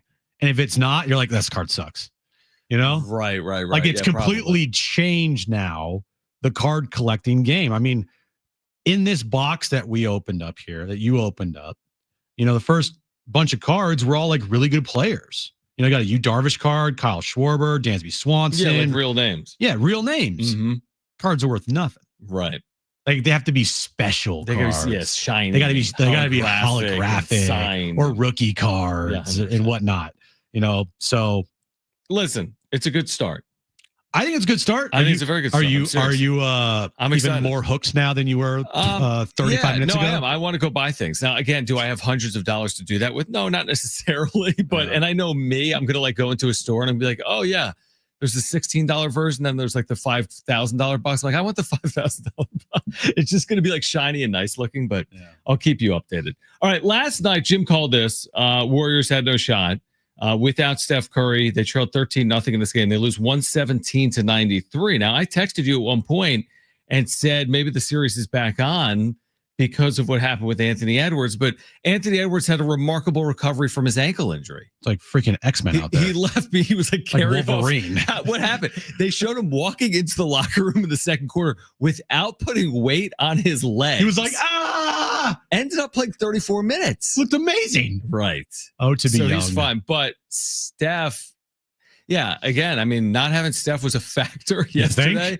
But the question is, can they respond when they get back home? What do you got, Brian? It was hilarious on TNT. They had like this cut up of him laying on the ground looking like, you know, his leg was about to fall off. And then instantly like, oh, he must be really hurt. And then they just had him jump cutting and like stretching and like, oh, no, he's fine. Jim predicted that because I texted him like, yo, like series is on. Like, Ant-Man's out. Like, he's fine. He's fine. No, he's fine. Yeah. They compared it to that year, Paul Pierce. Remember, they wheeled him out in that wheelchair. And then like second half, he's like, oh, I'm fine.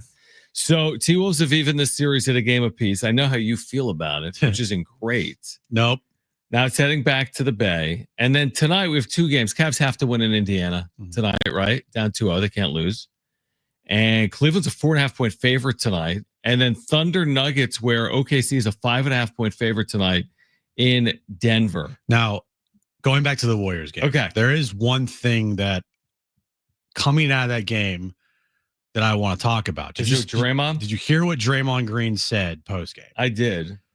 He said along the lines of, I'm tired of this, I'm an angry black man and people, you know, saying this about me and and I'm this, and like, no, I'm educated and I'm smart. I'm a damn good basketball player. I'm a great father, and I'm sick and tired of it. And it all stemmed from a Minnesota fan yelling racial slurs, which is unacceptable, completely unacceptable. But he also picked up a technical last night, right? And I do think, I don't know exactly if he was referring to the fan yelling a racial slur at him, or if it was a combination of the racial slur and another technical foul. But if it has anything to do with him picking up another technical foul, by the way, he's 2 T's away from a 1-game automatic suspension. Right. He's picked up 5 technicals in 8 games. Yeah. Draymond, bro, I love you because you're a warrior and you've won a lot of championships, but you have zero self-awareness at times. Like literally zero self-awareness. Nobody is on the basketball court is like the fact that you're like, I'm just an angry, like, bro, do you watch yourself?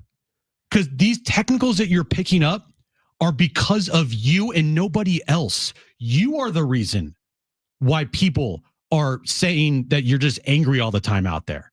Because you are literally angry all the time out there. Yeah, that's what I was going to say. Like, as someone that watches it from afar, I mean, my opinion on Draymond Green is that, I mean, this is what I would say from afar. I just feel like the rep is he's dirty because there's every other game, there's something. There's pushing, there's shoving, there's flagrants, there's technicals. That's my opinion on him. It has nothing to do with anything other than on court.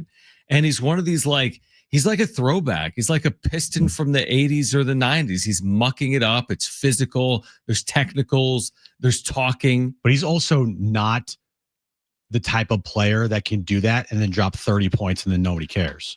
Right. I agree. When he gets, a technical or he gets fired up, he just becomes just a head case. And even last night, you saw it. Draymond gets the technical for doing something that was completely his own doing. He gets fouled, and then he does this thing where he's just like flails his arms. I saw it. Yep. And he knocks Naz Reid in the head, and it goes to review, and he gets a technical for it, and then he freaks out. And you got Steph going over there on one leg trying to calm him down. You got Jimmy Butler trying to rip him away, and he's continuously just yelling F you to the ref.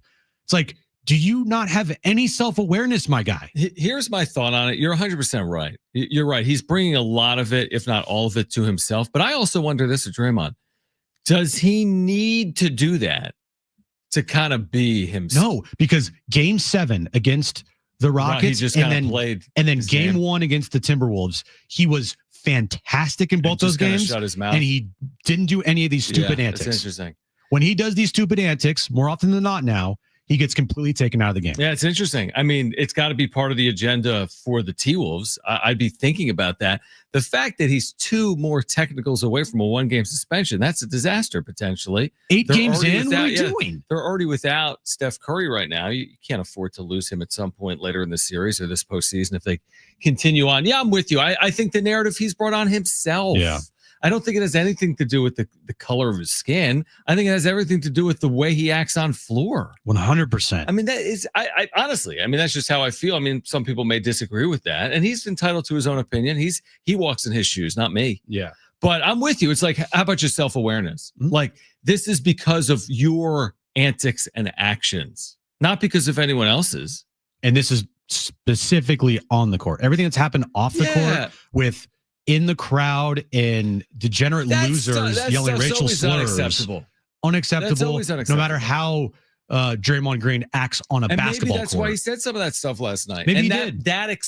If it is tied solely to that, that's fully explainable. Yes, I've never been in that spot. Imagine that being yelled at by ridiculously for absolutely zero reason. I mean, imagine having to deal with that. You shouldn't have to deal with that. I agree, but as we know in sports, the thing is that so many people, you like certain things are just going to like, what are you going to do? I don't know what they're going to do. As in, I'm sure it's happened before to other athletes. I'm sure it's going to happen again. I wouldn't want to deal with it either. Maybe that led to some of the stuff that he said last night. And if and when he speaks again, because he's going to speak again, and then he clarifies what I said after the game was directed at the fans and not my actions on the court for getting a technical again, then like you said, I get it. I understand where he's coming, or I don't understand where he's coming from, but I understand him speaking out towards the fans for yelling those racial slurs. But if what he said last night has anything to do with him picking up another technical and the referees once again after he flails his arm and slaps someone in the face having to go to the monitor to check it out, then he completely lacks self-awareness. And for everything that Draymond done as a Warriors fan, like dude's in my book, like Hall of Famer, everything, right? All these titles. But it is definitely a love-hate relationship. And it's formed into that over the years where you love when Draymond is great and he defensively is awesome and he makes the right plays. But when he does stuff like that last night to pick up another technical foul, it just is the dumbest thing ever. And he has no self-awareness on the court sometimes. I would say this, and I think it's a great point from JD Gacho in our chat, that two things can be true. You can be well-educated with a high basketball IQ, and you can also be dirty as a player. Like, he can absolutely be well-educated. He can absolutely be a 4-time champion and a future Hall of Famer, but he's also responsible for his on-court actions. So if his on-court actions are different than Steph Curry's a 4-time champion. Steph Curry's got a college degree. Steph Curry's got a high basketball IQ. Why is he not known as a dirty player? Because he's not. So that's Draymond is the dirty player. He's brought that on himself. On the other side, I want to get into the saga that continues that's getting only odder with Bill Belichick and Jordan Hudson and North Carolina. Yeah. And will this end? We have a source off. We do. We have a source off in the Belichick Hudson UNC drama. Will he even get to will you even coach at North Carolina the way this is going? Plus, at 4 p.m., Kevin Acee, our Padres insider, will join the show. This is Jon and Jim on San Diego Sports 760 and live on the iHeartRadio app.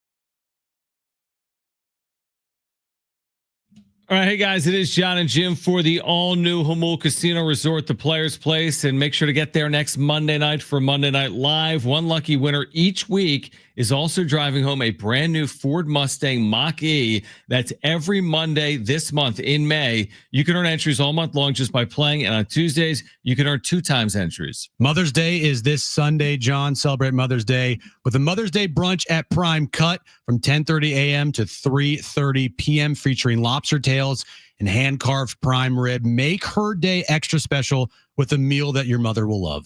Also, UFC 315 coming up Saturday night at 7 p.m. UFC 315. You can watch it at Tony Gwynn Sports Pub, Loft 94, their poker room as well. It's all at the all-new Jamul Casino Resort, the Players Place.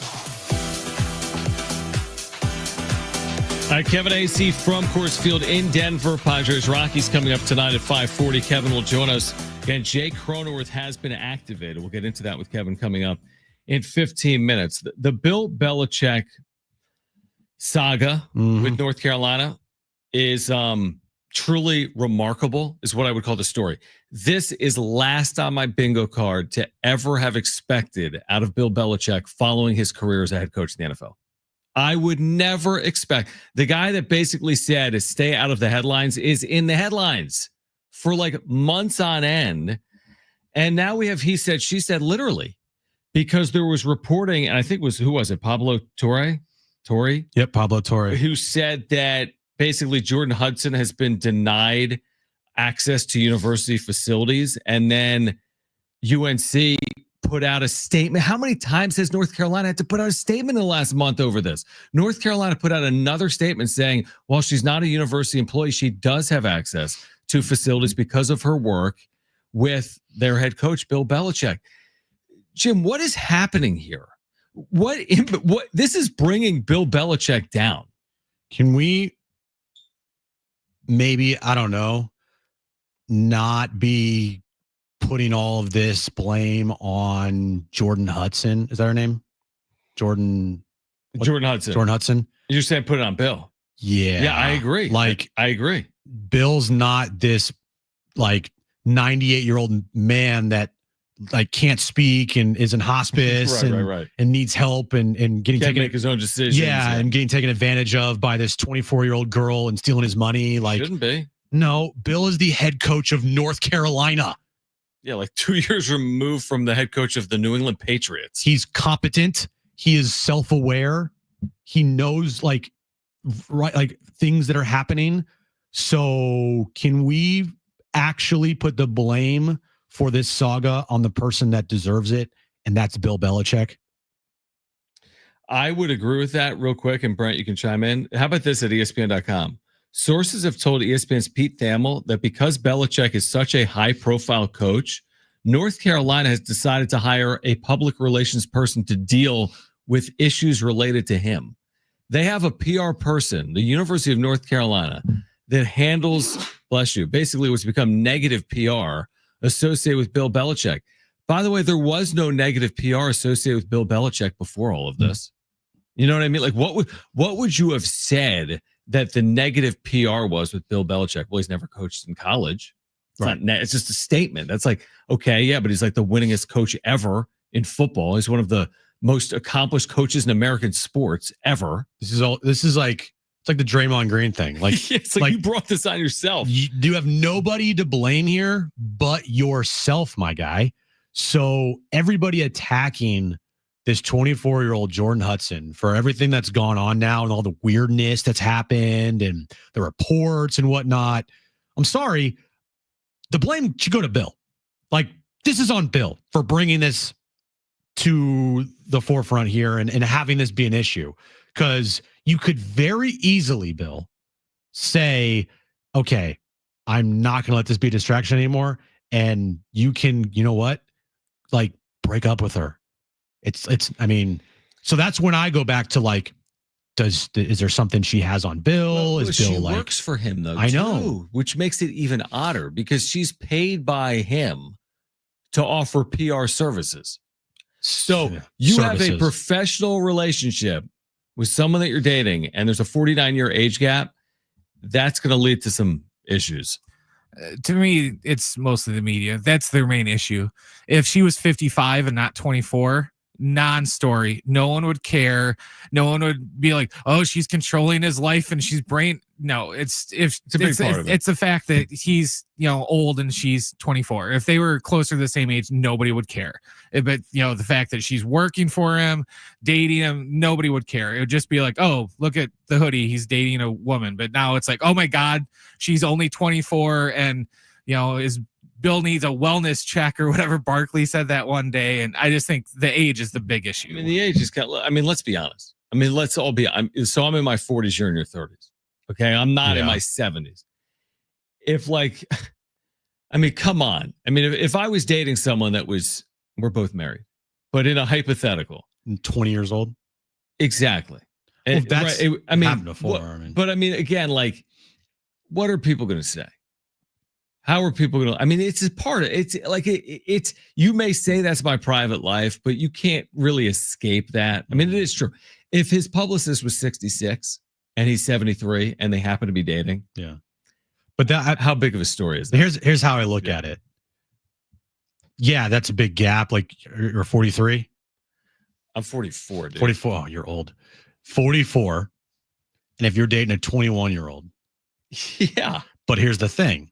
When you're 64, she's 42. If you did that math right, yes. I probably didn't. But I see what you're saying. Okay. Bill's 73. And this woman is 24. When Bill's 90 something. I mean, doesn't that, right, no, it's you know a good what I mean? Point. If like, he was 10 years from now, she's 34 and he's 83. Yeah. So doesn't get any better. Doesn't get any better. No, there's no better here. But right. At least I can like look at it from the standpoint of if you were a 44-year-old dating a 21-year-old. Right. It's not as extreme as 73. It's still kind of extreme, but it's not to the extreme of what is going on with Bill now. And I think if this were just a completely just only relationship and she didn't have anything to do with his professional life, and if the CBS Sports interview never blew up like it did and she wasn't involved in that like she was, did we think like this before that? No, we didn't. Not the same conversation. Not at all. Yeah. And they were dating well before this. So this is not Again, they brought it on to each other, to themselves. He wanted to, because it was to promote this book. Yeah, there's no new, like, I guess, information here as far as their dating life goes, because they've been to award shows, they've been out in the red carpet, they've been out in right. you know, it wasn't the public eye. It's only gotten bigger since this CBS Sunday morning interview. That's when it blew up, because it was like, wait, is this 24-year-old controlling Bill? And what is she then doing, like, in his day-to-day at North Carolina? And how is she doing this? Like, why is she doing this? Is there money involved? Is Bill how is Bill paying her? And then when those things happen, those questions arise. Then you start to ask questions of like, how did this relationship start? You know, and then it gets kind of weird. And I don't think Bill's spoken publicly since that like interview, right? I don't think he's spoken publicly. No. Well, again, he's brought this on himself. He's got to be self-aware here. And it's very weird, too, because Bill is the ultimate no-nonsense type of guy. You know, back in his Patriot days as coaching, how many times did Rich tell stories about how Bill was like, you know, in the meetings talking about like, don't be on Facebook and tweet box and all those things. Yeah, like, and don't make yourself the story. And also, like, he made a career out of diffusing every question he's ever been asked. He will never answer anything. No. So like, as he's known for being out of the limelight, and now it's a complete 180 to where he is the limelight. Yeah. Like nothing has to do with UNC's quarterback situation or their defense. Nothing. It's all about his portal or like Kenny coaching college, or I haven't heard any of that. And the other thing that is concerning is like, you are hearing from former players saying, I don't know who that is. Like, this is a concerning thing to me. That is odd. I mean, I really don't know how this ends, but my prediction is it doesn't end well. And I even think there is a scenario, and I think there's a lot of people that feel this way, that actually work in sports or know the inner workings of college athletics. I'm just guessing from some of the things we read and see. Is he even going to be their head coach when the season starts? Ooh. Could this go so south? Becomes such an absolute nightmare. And by the way, what does he even need this? There was speculation 2 months ago he would leave for the NFL, remember? Because the buyout was nothing. I know. That he could take this job, never coach a game, and get back to the NFL. I just don't see a good resolution. Maybe he coaches there for a year or two. I don't see it going well. There's no way that he can go back to the NFL with the current situation that he has with this 24-year-old woman. Because it's a circus right now. You don't think it would be a circus in the NFL too? And the last thing NFL teams want is a circus, especially Bill, the anti-circus, the most anti-circus guy ever. And now he is the center of attention. Can you imagine the North Carolina, like, president's office and they're discussing this and putting out statements, this is the last thing they want to be doing. There's no way the University of North Carolina, if you get to the very top, feels as if this has been good for the University of North Carolina. Now, maybe that changes if they win on field, but so far it has not worked out well. Kevin Acee is our Padres insider. He'll join us on the other side to kick off hour 3 of Jon and Jim. This is San Diego Sports 760 and live on the iHeart app.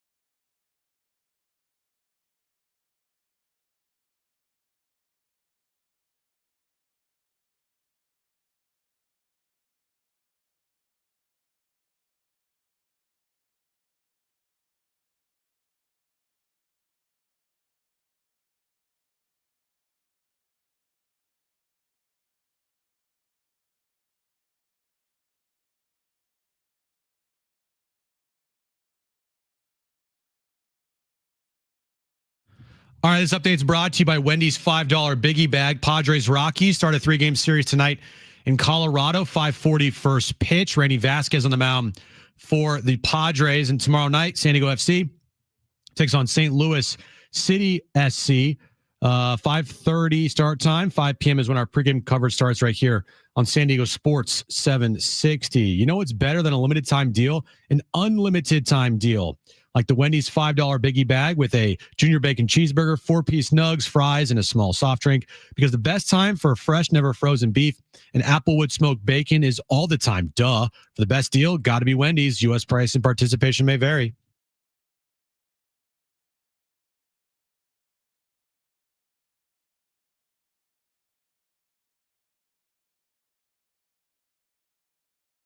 All right, hour 3, Jon and Jim. Let's go to Coors Field in Denver, where the Padres will start a 3-game series with the Rockies in about an hour and 40 minutes. Always great to connect with our Padres insider here on Jon and Jim, Kevin Acee. And Kevin, hope all is well. We saw the news earlier today that Jake Cronenworth has been activated.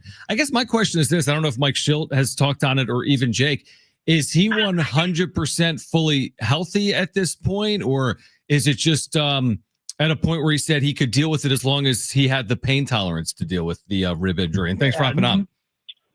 No, it was always going to be that it wasn't 100% healed. It was a matter of how much pain would he be in, and then the pain tolerance. And he says he's not in any pain.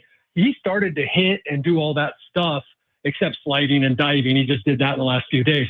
He was starting to do almost everything while still experiencing some discomfort. But you couldn't really get too physical.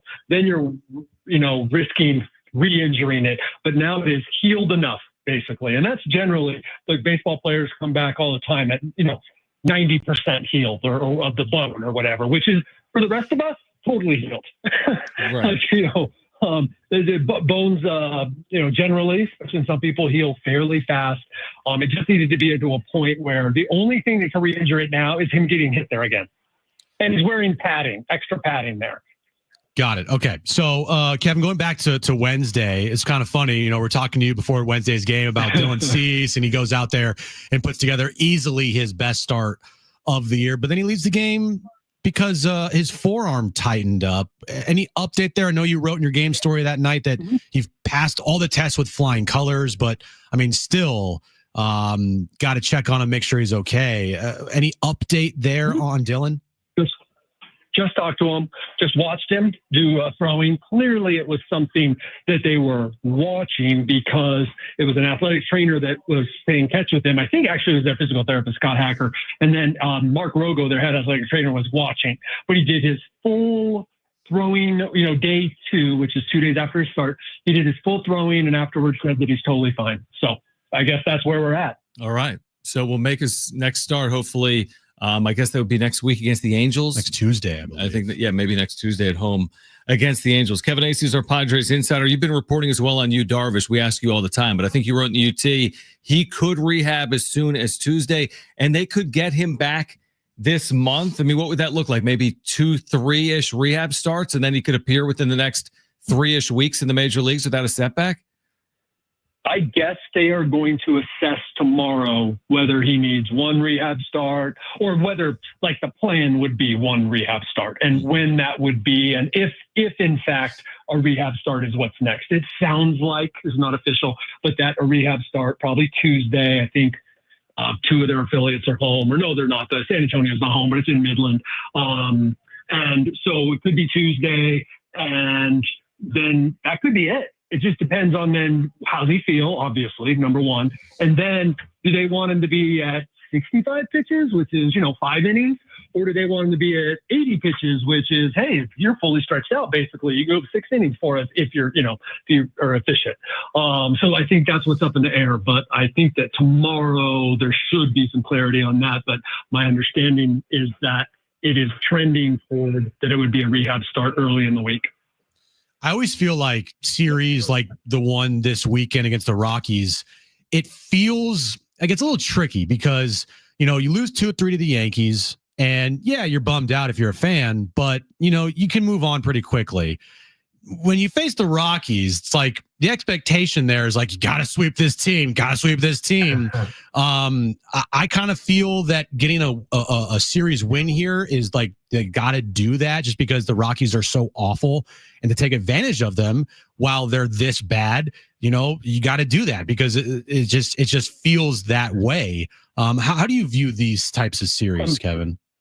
I'm with you, especially here. And here's how I'm thinking. Okay, so it's May, and I'd usually be the guy to say, whatever. Like, and I'll still say that I'm about to give you some absolutes, but I will say that they're not absolutes because it's still like the middle of May, and they could get swept here, and okay, whatever. They can rebound from that. It would be terrible, and believe me, I'll be, we'll address that then. Yeah. But I think 2 out of 3, and here's why. The Rockies are at a point right now where when they come to your place, and I almost never say this, you should sweep them. That's how bad they are, right? Yeah. But you're playing at Coors Field, and Coors Field can rise up and bite you. You could be going along 5-3 in the 7th on Sunday, and Yuki Matsui's 4th ball is not dropping, and Yuki gives up a 6th spot real quick here. And, okay, you lost to the Rockies. You took 2 out of 3 instead of sweeping them. I don't see how you can be disappointed in that, really. I mean, because it's baseball. The Rockies have won 6 games, and I think 4 of them have been at home. And they are truly awful. They're truly atrocious baseball team. But this is baseball, and this is Coors Field. So if it were San Diego, I'd say, oh yeah, you got to do what you did to them last time. You have to do what you did to the White Sox last year when they came to Petco. You got to sweep this team. But 2 out of 3 here, I think would be pretty good because if anyone's been paying attention, Coors Field is just a house of horrors for the Padres. Yeah, I agree with you. I really do. Now, if you win, you win the first 2 games, you want to win all 3. I mean, even if you win the first game, maybe the conversation changes. But I agree with you. Kevin Acee is our Padres insider. To that point, and you've written about this, and we've talked about it. I think the Padres have the 3rd fewest runs in the National League. Now, the pitching's been awesome, and they're 23-13. They're averaging less than 4 runs scored per game. Would you say that's concerning or more a sign of the fact that they haven't been fully healthy by and large? About a little concerning just because you don't want to ever be there, right? Is it like 15th or 16th, or is it in the major leagues? But yes, in the National League, it's down near the bottom. Yeah, I'm not sure. Anyway, regardless, those numbers you threw out, you want to be averaging 4 runs a game. I mean, that's what you want to be doing. But they are finding ways to win. They are 23-13. They did miss 24 games. Jackson Merrill out 24. Jay Cronenworth out 24. Luis Arraez out 6. And they're 10 games over. Their pitching's been really good. So it's mildly concerning. I do remember, and I just was talking to a few people about this very topic, and especially the home runs, and especially like the productive kind of, home runs where they're the only team in the league, in the major leagues, don't have a 3-run homer. Wow. And I mean, it's, you got to look at that and go, okay, well, when Tatis has hit his homers, bottom of the lineup hasn't been on. Okay. Or do you do something there? But you got to go with the absences. And I do remember at one point early last year, and I remember places better than dates. I think I was in Arizona, so that would have put us at the beginning of May. And I probably was talking to Victor Rodriguez and other people about the lack of home runs. And they said they would come because, when the weather heated up. And you know what? The home runs came last year. What they're pleased about right now is they're still hitting. They're not trying too hard. I think you could argue maybe Tatis' last few games, maybe, but I think he's just really actually just been discombobulated. His timing's been bad. But I think that it's mostly because Jackson Merrill's out. Look, it is mildly concerning that Manny Machado has 3 homers. But not really, because he's still hitting the ball hard, and they've been playing, mildly concerning. That's it. And with Manny, I feel like it's a pretty easy bet if I were to say, all right, he's going to hit 28 bombs this year, and he only has 3 right now. I think I would still take the bet that he's going to hit 28 home runs. Like, he's just going to have a hot month. I'll take that bet for this reason.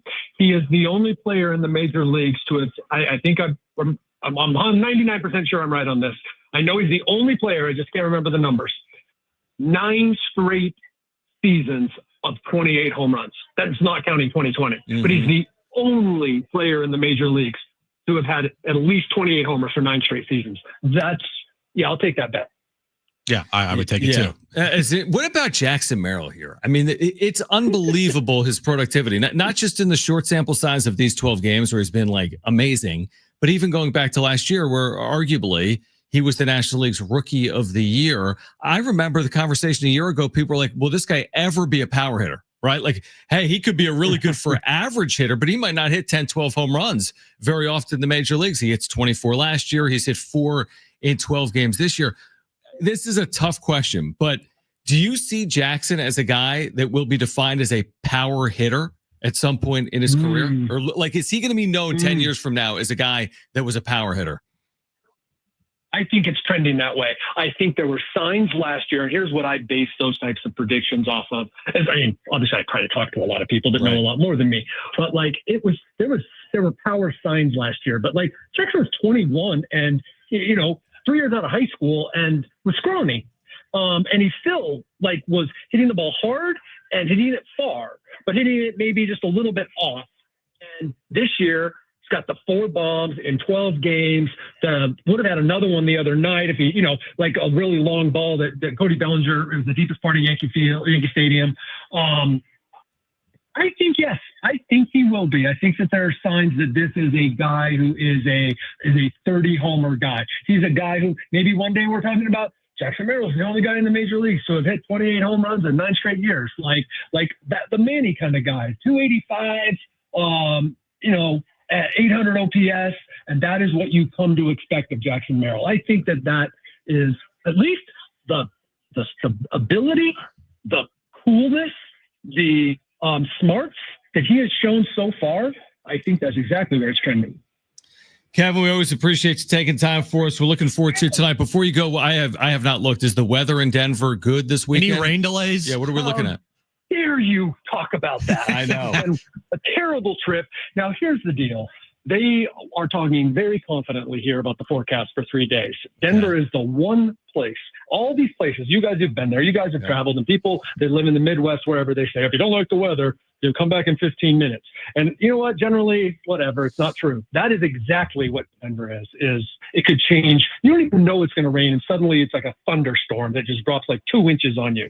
So I never speak about the weather here, but they are very confident we're going to have no trouble this weekend. All right. So they will start in a rain delay is what I heard. Thank you, Kevin. Yeah, good luck. We will catch up Monday when the Padres are back home. Thank you.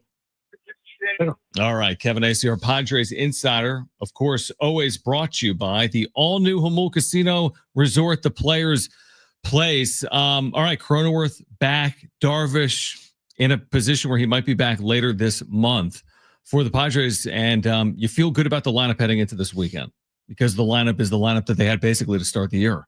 I'm excited to see if this lineup can kind of pick up where they left off before all the injuries happened.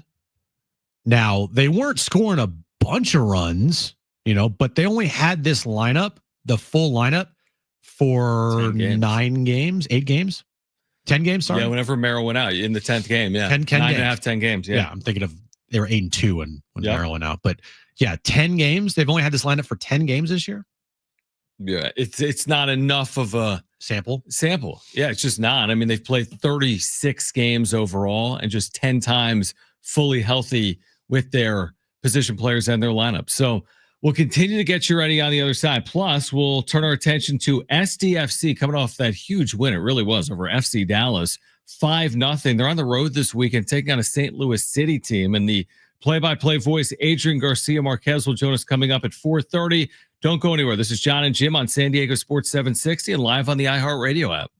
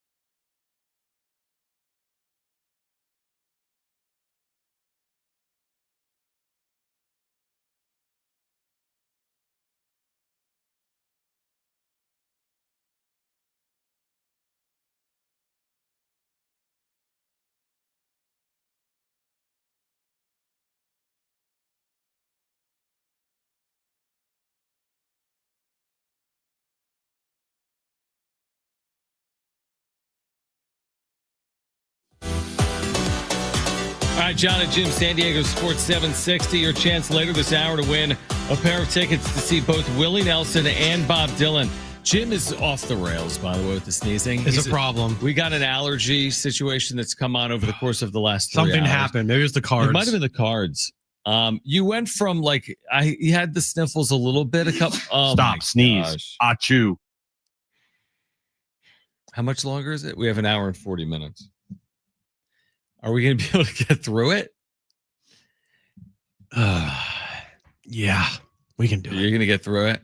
When Jim want to move those starts cards. sneezing, yeah, all of our cards that you bought today that we think are valued at like dozens of dollars now have like sneeze remnants on. No, them. they're not even close. I'm sneezing far away from them. Just take those cards away. What if I get to the card show in a couple of weeks in San Diego and some guy's like, "Oh my gosh, this is like $1,000 card," and then he puts it under a microscope and he's like, "Oh, sneeze remnants. It's $10." Like, this better not knock it down from a 10 to a 9. Well, then you have permission to like punch you? me. Yeah, Wouldn't hurt. I know it wouldn't. That's why I give you permission. It would feel like nothing. How are you feeling right now? Have you taken any allergy medicine? No. It doesn't do anything. It doesn't do for anything you. to me. No. So I think maybe if you take it in the morning, it does something for you. Like, it stops you from having allergy symptoms. Once you have symptoms, you're out. But I was fine today. Maybe it was the card store. Maybe it was just doing something. You like was went I? out. I was fine to start the show. Kind of. Yeah, kind of. I think when we were talking in the office back here at iHeart, I think you were fine at like 1:30-ish. Sometimes it just comes on fast and pause. What does Aaron say about this? It just won't stop. Pause. What does Aaron say about your allergy? Oh, she does she hates know she married into like this allergy situation? Was this like discussed? No, it was never discussed. And then it she kind of realized like 2 weeks in, like, what is this guy was sneezing for? Right. Yeah. There was last night. It was so funny. So last night I went to bed for my standards, like very early. Which would have been what, 11 or something? No, like 9:45, 10. What? I didn't realize that. Okay. Passed out. Okay. I woke up at like 6 a.m. this morning. But before that, probably around like 4:30 or 5 a.m. because I looked at my phone after. Aaron was like shaking me like nonstop. I guess I was snoring so loud. But did you feel her shaking you? Because this happens with me and Kristen. No, I felt it because I woke up. But Kristen will do this to me in the middle of the night. I don't even remember it. She'll like turn me from my back to my side or like put a pillow over my face or try to like murder me, I think. But I don't even remember. Unsuccessfully. Yeah. No, I wake up. I feel it. So I'll wake up, I'll look at her and she's like still shaking me. Does she snore? Like, no, not at all. Yeah, that's the thing. Like, I've never why is it? And this is very anecdotal to me and you. Yeah. Why is it that guys snore? Because I don't know. Like, what, you know what I mean? Like, isn't that odd? I feel like way more men snore than women. Now it's completely anecdotal. Yeah. Now, what I have tried recently is mouth tape. Dude, we talked about this, right? I have some, but I haven't used it. I've used the nose strip. Yeah, like the Breathe Right. See, you got to use the nose strip and the mouth tape. Yeah, because then you probably won't snore because it opens up your nostrils and it stops you from like having a like limp jaw. Excuse me. I know. Pause. Brian, what do you got? All right. According to Google, men are generally more prone to snoring than women due to a combination of biological and lifestyle factors. Men tend to have larger airways and larynxes, leading to more space in their throats that can cause snoring sounds. Additionally, men may have more weight on their upper bodies, potentially increasing soft tissue and fat deposits, which can contribute to airway obstruction. Oh, great. Okay. So we have more space in our throat. Well, you know that I don't know how we got here. I don't know how we got here because Adrien, Garcia, Marquez will join us. We'll talk SDFC in like 8 minutes. But you know how when we're born.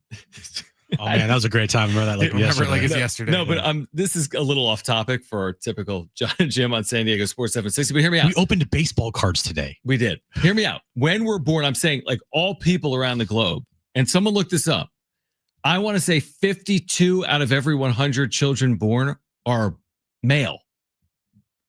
But when we die, there's way more people that are living in their 70s, 80s, and 90s that are female. So when we start out, like think about that discrepancy. That's a huge difference, 52 to 48 around the world. Maybe I'm wrong. Maybe it's 51, 49. Still a massive discrepancy.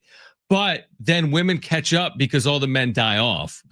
as they get older, right? Like, there's no way that men live as long as women on average. What is happening right now? I don't know. I'm just trying to make this point. Maybe it's tied back to snoring. But isn't that right, Brent? He's looking it up. I'm pretty sure more males are born than females, but then the life expectancy of men is way less than women. Okay. Probably right. You're probably right. Now, what does this have to do with LeBron's legacy? I have no idea. That's a great question. Right? What do you have, Brent? Part of it is due to estrogen because estrogen talk. Well, because it's effective against heart disease and other conditions, and since women have more estrogen than men, that prevents them from having heart disease and other things. So that's one of them. Okay. No, I get that. And women have a better immune system, they say. Do you ever hear this from Aaron? Hear me out. Now we're on the. Okay. Do you ever hear, like, Kristen has been doing this to me for the last 3 years. I'll have a cold and I think I'm like dying, right? Because of our jobs and I'm like blowing my nose and I can't sleep. You're well. a giant I'm baby, taking right? like Theraflu. I'm such a baby. Yeah. She's like, you have a man cold. And I'm like, that's offensive. Because she's basically saying when she gets a cold, she just puts up with it. But when I get a cold, I pretend like I'm dying. Do you ever get that from Aaron? 100%. Really? Even in year one, you're getting that? Okay. I don't remember getting it early in my marriage. I'm certainly getting it now. Here's the thing. If I have a cold, I better be like dying, like on my deathbed for me to complain.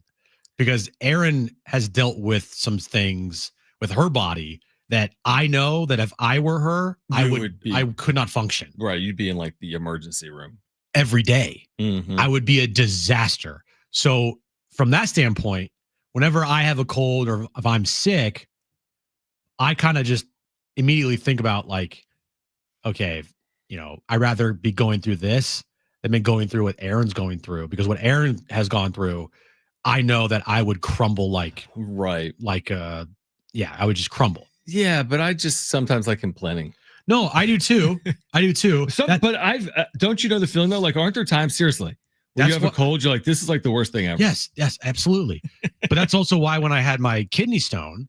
Oh, that was a disaster. I kept asking the doctors, I'm like, is this normal? Like, am I okay to be complaining about the pain? They're like, oh yeah, it's kidney like, stone. oh, don't worry. That you are absolutely in the right to be like, this is the worst thing ever, because it really is. But I do love how when Jim had the kidney stone, remember afterwards, he's like, I've sworn off soda. I've sworn off candy. I will never eat packaged food again. For like a day. I'll never go to the vending machine. He's got Reese's Sticks next to him right now. He goes to the vending machine. I like how you live dangerously. You say, you know what? It's all good. You can't stop something from happening. So just live. You know what? The other day, my stomach was kind of hurting a little bit. Okay. And I immediately go, please no. Please no. No, we don't need that right now. Started just like pounding water, just chugging it. I was like, gotta chug this water, take my multivitamins. Seriously. And it worked. Whatever you did. Well, those things, kidney stones pop up out of nowhere. Like, they'll just be like out of nowhere. You better hope. You know me. I can't never get a kidney stone. I know. Adrien Garcia Marquez. Yeah, nice segue. SDFC play-by-play voice will get us ready for St. Louis City and SDFC tomorrow afternoon right here on San Diego Sports 760. Don't go anywhere. This is Jon and Jim on San Diego Sports 760 and live on the iHeartRadio app.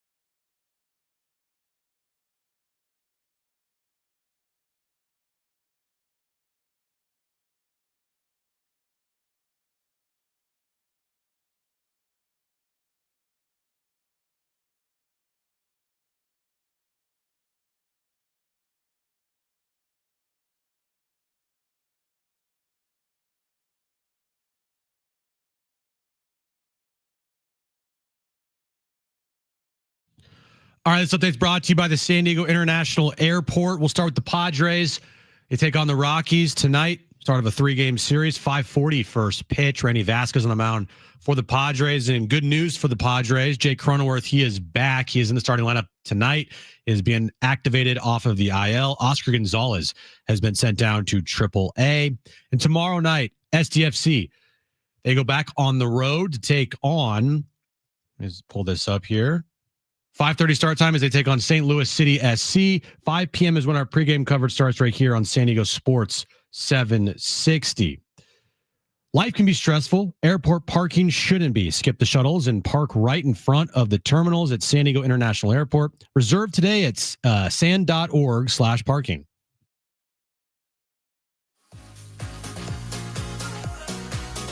All right, Jon and Jim, San Diego Sports 760. Be listening in about 10 or so minutes. We'll let you know how to win these tickets to see both Willie Nelson and Bob Dylan next week, May 15th, 6 days from now, at the North Island Credit Union Amphitheater. But right now, it's our pleasure to welcome back the play-by-play voice for San Diego FC. You hear him each and every week right here on San Diego Sports 760. Adrien Garcia Marquez will have the call this weekend. SDFC, St. Louis City for a second time this year. 5:30 start. Pre-match coverage will begin at 5 p.m. Adrien, great to have you back. And what a bounce back, obviously. 3 straight losses. It's not just to win this past week. You did call it. You said you felt like they were going to break out. Man, Adrien, they broke out in a huge way this past weekend. Yeah, they did. And first and foremost, let me ask you something, though. What's up with that segue, guys? Oh, you were listening? I was like, wait, what was that? It wasn't the best, okay? Sorry. No, that was great. That was great, man. It was a great bounce back game. And as when we talked, right, we were kind of just sensing that Chucky Lozano was going to lead that breakout. And he did. It just felt like he was ready to shine, ready to announce his true arrival to MLS as an MVP candidate type of player. And that's what we saw on Saturday night. Anders Dyer, again, was phenomenal. Alex Mighton gets in there to create that PK. So they were humming, but I think it all was part of the build during the week and everything that we were hearing from practice and from Mikey and how they just wanted to press that reset button, get everybody's mind right back and committed to playing San Diego FC style football. And that's exactly what they did. And leading the way was Chucky and Anders Dreyer. And then when CJ was required to make some saves, he was there. The defenders, a great game by Willie Kumalo, I think. Luca Bombino really showed us who he is as well. On many occasions, the central defenders, always the McSmash brothers handling their business. The middle of the park did what they always do with Yepe and Aníbal and Luca. And then the rest just kind of took care of itself. That even the Escondido kid, Milone Lasky, got in there. So it was definitely a great game to bounce back. And now it's danger time because you're going to St. Louis. You were talking about Willie Nelson having to come on the road again. Let's go to the road. And we saw what was happening after that 3-game losing streak. Now you're in St. Louis, and it's a very wounded dog kind of St. Louis. 7 straight losses. This is a team that's struggling to score, struggling to find any mojo. I think they've been outscored like 13-4, 12-4 over their last 7-game span during that streak. So it could be a trap game, guys. They got to be careful. If they just play as Mikey always says, they're going to play their style of football, implement their style and kind of impose the terms. And then after that, see what happens, roll the dice, 90 minutes, play hard. San Diego FC should win this, but these could be dangerous games for St. Louis there at home, hungry, tired of losing, and wounded. Yeah, it could be absolutely a trap game tomorrow with everything you just said there. But going back to last Saturday night, Adrien, winning 5-0 and just completely dominating that game after a 3-game losing streak. I mean, that's got to feel good as a club, knowing after adversity, as a brand new club facing adversity in your first season here, 3 straight losses, and you come out and you put together that performance. I'm sure that, Mikey Varas and Tyler Heaps, they're pretty happy with the bounce back of this club Saturday night. Absolutely. And it speaks to the mindset of the players, each and every one, even the guys that come in, get their opportunity, get their name onto the starting sheet and show up like Alex Mighton has shown you. I think San Diego FC, in fact, they've had about 4 contributions, 4 goals from substitute this season, which would lead and be at least tied or not lead the entire MLS. So you're getting a contribution from every single player that Mikey has a feeling about, gets him in there, and it's a well-oiled machine, guys. And it was a bounce-back game, a character testing, kind of a 3-game losing streak, first ever in the history of San Diego FC, probably like Bob and La Bamba said, right? Not my first, or my last. It might not be the last time we see those 3 game losing streaks, but this is the way you bounce back with a lot of thunder, and they did just that by dropping 5 in there. Adrien, Garcia, Marquez will have the call this weekend. SDFC St. Louis City at 5:30 right here on San Diego Sports 760. I'm curious, at what point do you really get, I guess, enamored with the standings? Like, is that overly relevant to you at this point in the season, 11 matches in of a 34-match regular season? Is it overly concerning where where SDFC is, or is it too early to overly concern yourself with the standings? I think it's still too early. I think we're going to start finding out, especially right after Leagues Cup. You see it. It's kind of like a baseball, right? Baseball season starts. You start seeing who the contenders are when you get into May, June. And usually you'll see some teams obviously will drop off at some point. Then somebody will pull a Washington Nationals miracle and come back in the second half and do stuff. But I think in MLS, you see sort of the same thing here. Right after the midsummer break, when we get into Leagues Cup, right after that, that's when you start kind of minding the standings, and things are going to get a little hotter. And with the weather changes and the adaptations for a lot of players going into Texas in the summertime, so there's still plenty of season left. So you just got to take it week by week. I know it sounds cliche, but this is exactly what I think this team is doing, just taking match by match and see where they lay out. So what does San Diego FC need to do tomorrow night to make sure they don't fall into the trap game scenario that you mentioned earlier on? I think they just have to play their game for 90 minutes as they have, the way that they did. They play similar to how they played against Dallas, where they are the ones that are, kind of dictating terms from the beginning. It should be, I don't want to say an easy win. There's never an easy win, but it should be a win for San Diego FC. They defend well. St. Louis, we saw it in that draw against San Diego FC at home there at the Murph Dragon. So we might see something similar defensively speaking. They have an idea what they're facing, St. Louis City do, and it might be a little tougher to drop 5-0, but I think maybe a 2-0 result. I'd be just fine with that. And that's what I would expect. That would be a very good result. Now, Adrien, I want to say you had a story you wanted to share on this, the 65th birthday of Tony Gwynn Sr., obviously the heavenly birthday as he passed away over a decade ago. But what do you have for us on what would have been Tony's 65th birthday today?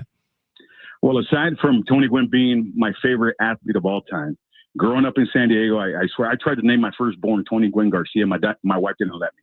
She said, no, I'm sorry, you can't name him Tony Gwynn. Sorry, Bubba. Yeah. But, one afternoon I was working for the Dodgers. I know, I was working for the Dodgers. I was their sideline guy there for FSN. And I got to Petco really, really early, as I tried to do, just show up at the park, smell the grass. As a former ball player, like I could feel it, right? I just plug in. And I'm there early, and I'm not even a guy that's going to be in the booth, right? That's been Scully's job at the time. I was just there super early.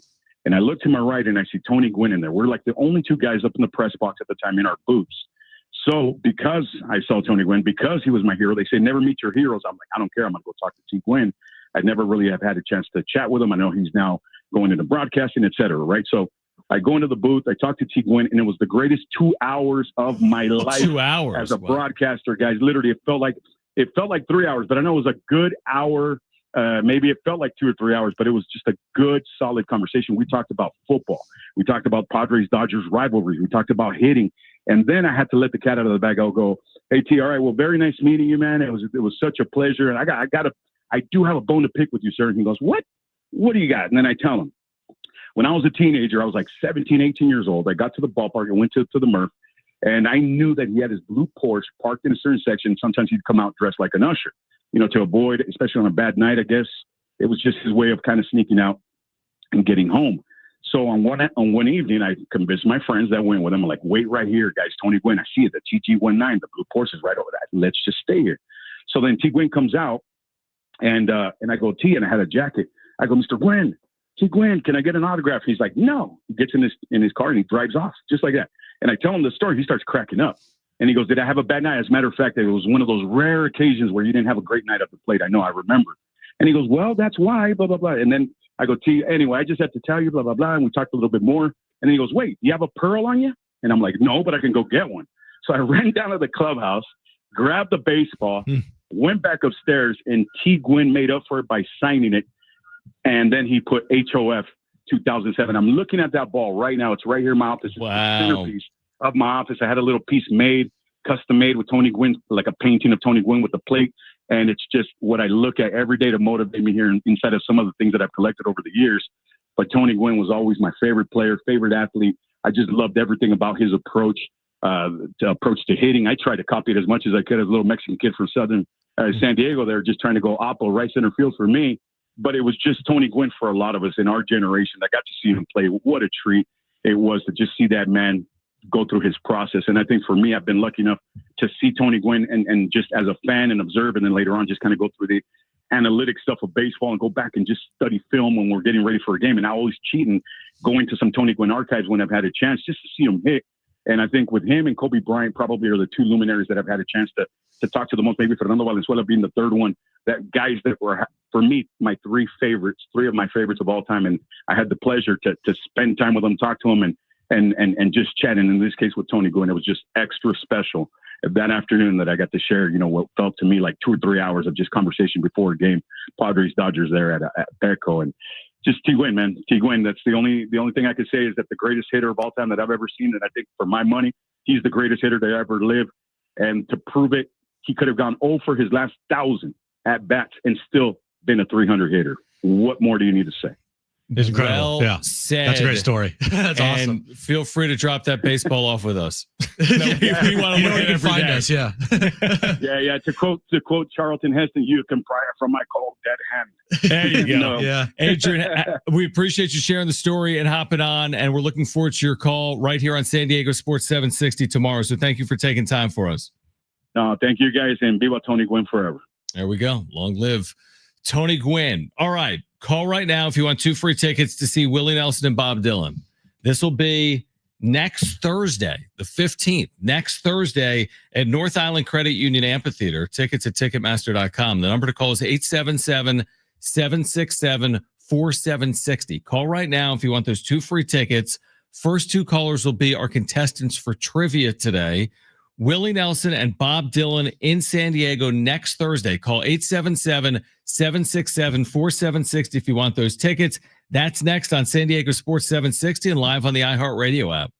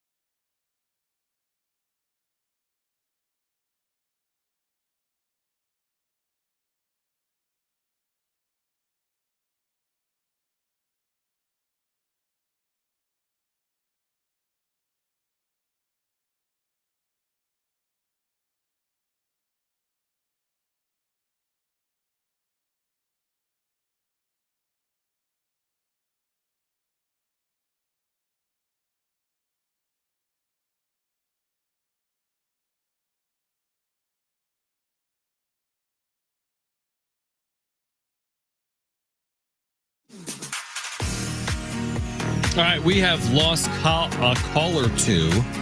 So who wants to play Neil for a chance to win 2 free tickets to see Bob Dylan and Willie Nelson here next Thursday night? That's May 15th at the North Island Credit Union Amphitheater. If you want those tickets, call right now. You can play trivia against Neil. One of you is winning 2 free tickets to see Willie Nelson and Bob Dylan Thursday night, North Island Credit Union Amphitheater. All you have to do is call right now. 877-767-4760. Call right now. The number to call for those 2 free tickets to see Willie Nelson and Bob Dylan is 877-767-4760. Call right now. And we'll give those tickets away coming up shortly. Hour out from the Padres and the Rockies from Denver. We've caught up with Kevin Acee. We've talked to Kyle Newman from the Denver Post. So we'll get you ready for first pitch coming up around 5:40. The NBA postseason back underway tonight. Pacers and Cavs. Jim still has the sniffles. It's gotten progressively worse. Yeah, that doesn't surprise me. Like I just tilt my head a certain way and the nose just starts running. Stop, sneeze, achoo. Ha ha ha ha ha ha. The AI Jim. That was funny. It's probably gotten better too. So because when we did that was the what? AI is probably so good. That's like 2 years. Yeah, year and a half to year. You know, ChatGPT. You love ChatGPT, don't you? It's the greatest thing ever. Have you bought the $20 per month version? Not yet, but I probably I've will had soon. it before, but I just didn't use it because you know me. You would use it for like all the creative, like you'd be like, make me a picture of this, that, and the other. So today, you're gonna laugh at this. Mm-hmm. I went to ChatGPT because obviously, you know, it's Tony's birthday. Yeah. His heavenly birthday. And I asked ChatGPT to make me like a Tony Gwynn happy birthday graphic. Can it do that? It can do that. But the problem is it doesn't look like Tony Gwynn. So I was like, yeah, I'm not posting that. What do you mean it doesn't look like it? It did like a non-real. Oh, be surprised to have like the licenses. To do it doesn't. That. No. Yeah. So when I upload a photo to ChatGPT of like me and you, and I say, recreate like a photo of what I gave you, but add stuff to it. Will it use our exact photo or no? It uses our photo, but it changes it because it won't just give you the exact photo of us. Like it just won't. So, dude, I will say that to your point, and I don't know a lot about ChatGPT, and I've probably only scratched the surface with it, but it is amazing.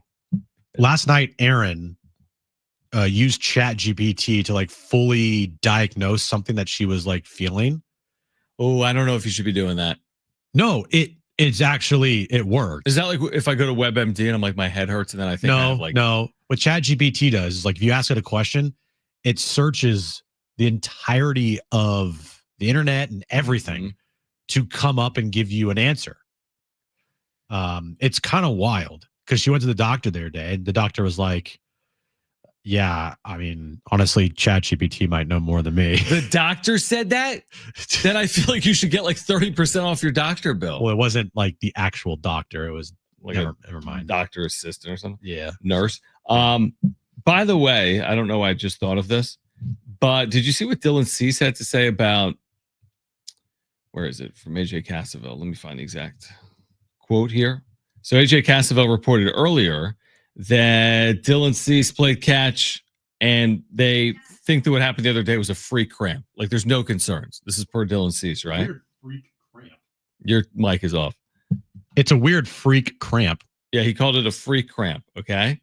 But then AJ said Cease also just learned the Pope is a White Sox fan. Now remember, Dylan Cease, of course, came up a White Sox and got here via trade last year from the Chicago White Sox. His quote on the Pope being a White Sox fan, direct quote, that is very interesting, which is what a lot of people would say or have said when they've learned that the Pope spent a good amount of time as a White Sox fan and actually attended the 2005 World Series that they won. So the investigative reporting on this has been incredible. Just today, there have been 2 pieces of evidence that confirms that the new Pope, Pope Leo, the 14th, was at game 1 of the 2005 World Series between the White Sox and the Astros. I remember that. And not only like is there conclusive evidence of it, There's pictures and video. He was on the Fox broadcast when like lower level. He's like the Fox seats. broadcast during the game. You know, you go to the crowd shots, does a crowd shot, and right there it's Pope Leo the 14th. You're like, what? And then there's another picture that the Chicago Sun-Times found, taken of somebody else. Where he's in the background. With the Pope is in the background on his phone, wearing a White Sox jersey. Incredible. Some of the tweets are absolutely amazing. So good. Like, oh, no wonder Paul Konerko hit that grand slam. Yeah, exactly. Like he had God on his side. Yeah. It's like if the Pope went through a 41 and 121 regular season and he still believes in God, that's a good thing. Yeah, there's an actual quote tweet that said that witnessed a 41 and 121 season and still believes in God. I have to respect it. It's just amazing. Again, like it's just the reaction's been really I've spent a good amount of time the last 2 days looking up Chicago Pope memes. Yeah. It's been good. It's like, listen, I mean, America had never had a Pope.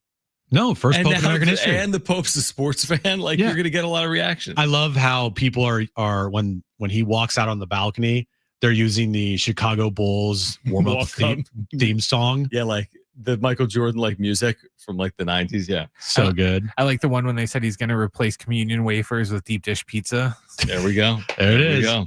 Yep. All right. Well, anyway. Someone goes, being a White Sox fan was the final test for him to become the Pope. Yeah, exactly. Well, I mean, he had 2005, although that feels like forever ago. I mean, it is amazing to think though, like, does he have strong opinions on like the state of the White Sox? Like, it's like does he have opinions about how it's going south from 2005? In any of his spare time, is he thinking about like Konerko? He's like, man, Jerry Reinsdorf needs to sell that franchise. Right. Like bring back Kenny Williams as GM. Like, what's he? Like, there is a legitimate chance, guys. There's a legitimate chance that the Pope was at one point thinking about Dylan Cease. And maybe he was like, yeah, I don't like that trade they made last year with the Padres. Maybe it crossed his mind at some point. It's like, I can't believe we gave up Drew Thorpe. There's no way, right? Or no, they got Drew Thorpe back. Right. But there's no way that's you never know, in private, maybe there's a few minutes to break down the White Sox. Maybe, who knows? I doubt it was on the docket. Like if I was a former White Sox player, I'd be like, oh my, this guy was like, the Pope was thinking about me. It does explain potentially the World Series. Did you hear Thibs today? No, what did he say? When he was asked about the Pope and being from Villanova or going to Villanova, and how he has like the Knicks are all Villanova. Yeah, like they have 3 Villanova guys in their roster, and Thibs said that now they can repent for their sins, or they have something along those lines. But okay, it makes sense. And listen, Villanova. It's been a good couple I know. He said they're now forgiven for their sins because the Pope went to Villanova. Yeah, exactly. Shoot, it's been a good 20 years for the Pope. He's got the White Sox title in 2005. He's got multiple Villanova titles in the last handful of years. The one question I want to know is he a Bears fan? Allegedly, yes. Because that's the next question is, okay, we know he's a White Sox fan. Right. What are the other teams to go along with it, you're saying? Right, because there's a couple of tweets out there as well. It's like there is a legitimate chance that the Pope has thought about Ben Johnson and how he can potentially mold Caleb Williams into a Pro Bowl, star level quarterback. Like, has the Pope thought about the Bears? Has he watched the Bears? Is he a Bears fan, or is he just a White Sox fan? These are questions that need to be answered, John. Now, I believe they will be answered in the future. How about this? Real quick. Can we get him to show up on Hard Knocks to bless the team? Yeah, can he bless the team for you? So how about this? The Pope, we mentioned Villanova. This is in The Athletic, where Father Hagen is the senior associate AD, okay, the longtime chaplain for Villanova football and basketball. They have a football team. It's FCS. And Hagen shared his memories of Pope Leo with The Athletic Friday.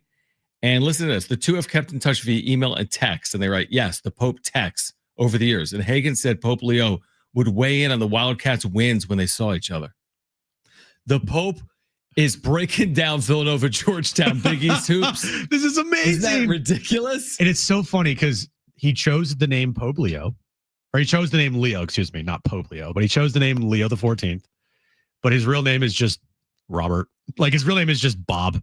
Dude, like it's just amazing. It is good stuff. Like, Again, from a sports perspective, it's kind of like neat. the Pope is a White Sox fan. His name was Bob. Right. And he watches like Marquette Villanova games right in like January on FS1, like I do. Do you think he like drops a prayer before like some big like sporting events? And probably previously. I don't know if you're going to do that anymore in your current role. Man, who knows? I don't know enough about him. I mean, he was still in the Catholic Church in 2005 for sure. Oh, 100%. He's been in it since the 80s. I know. So, yeah. He's devoted his whole entire life to this. He has a degree, like a mathematics degree from Villanova. That's in the 70s. Yeah. But then from the 80s on, yeah, he's devoted his life to it. That's amazing. Yeah. But still had time for the White Sox Game 1 World Series when they swept the Astros. I know. And then he spent most of his life in Peru, but like. But he's been texted on Villanova. I know. So he keeps up with it. He does. Man. All right. Final hour, Jon and Jim. We'll get back to the Padres as they open this series with the Rockies. Guess who's back? Jay Cronenworth back in the lineup tonight for the Padres. That'll kick off hour 4 of Jon and Jim on San Diego Sports 760 and live on the iHeartRadio app.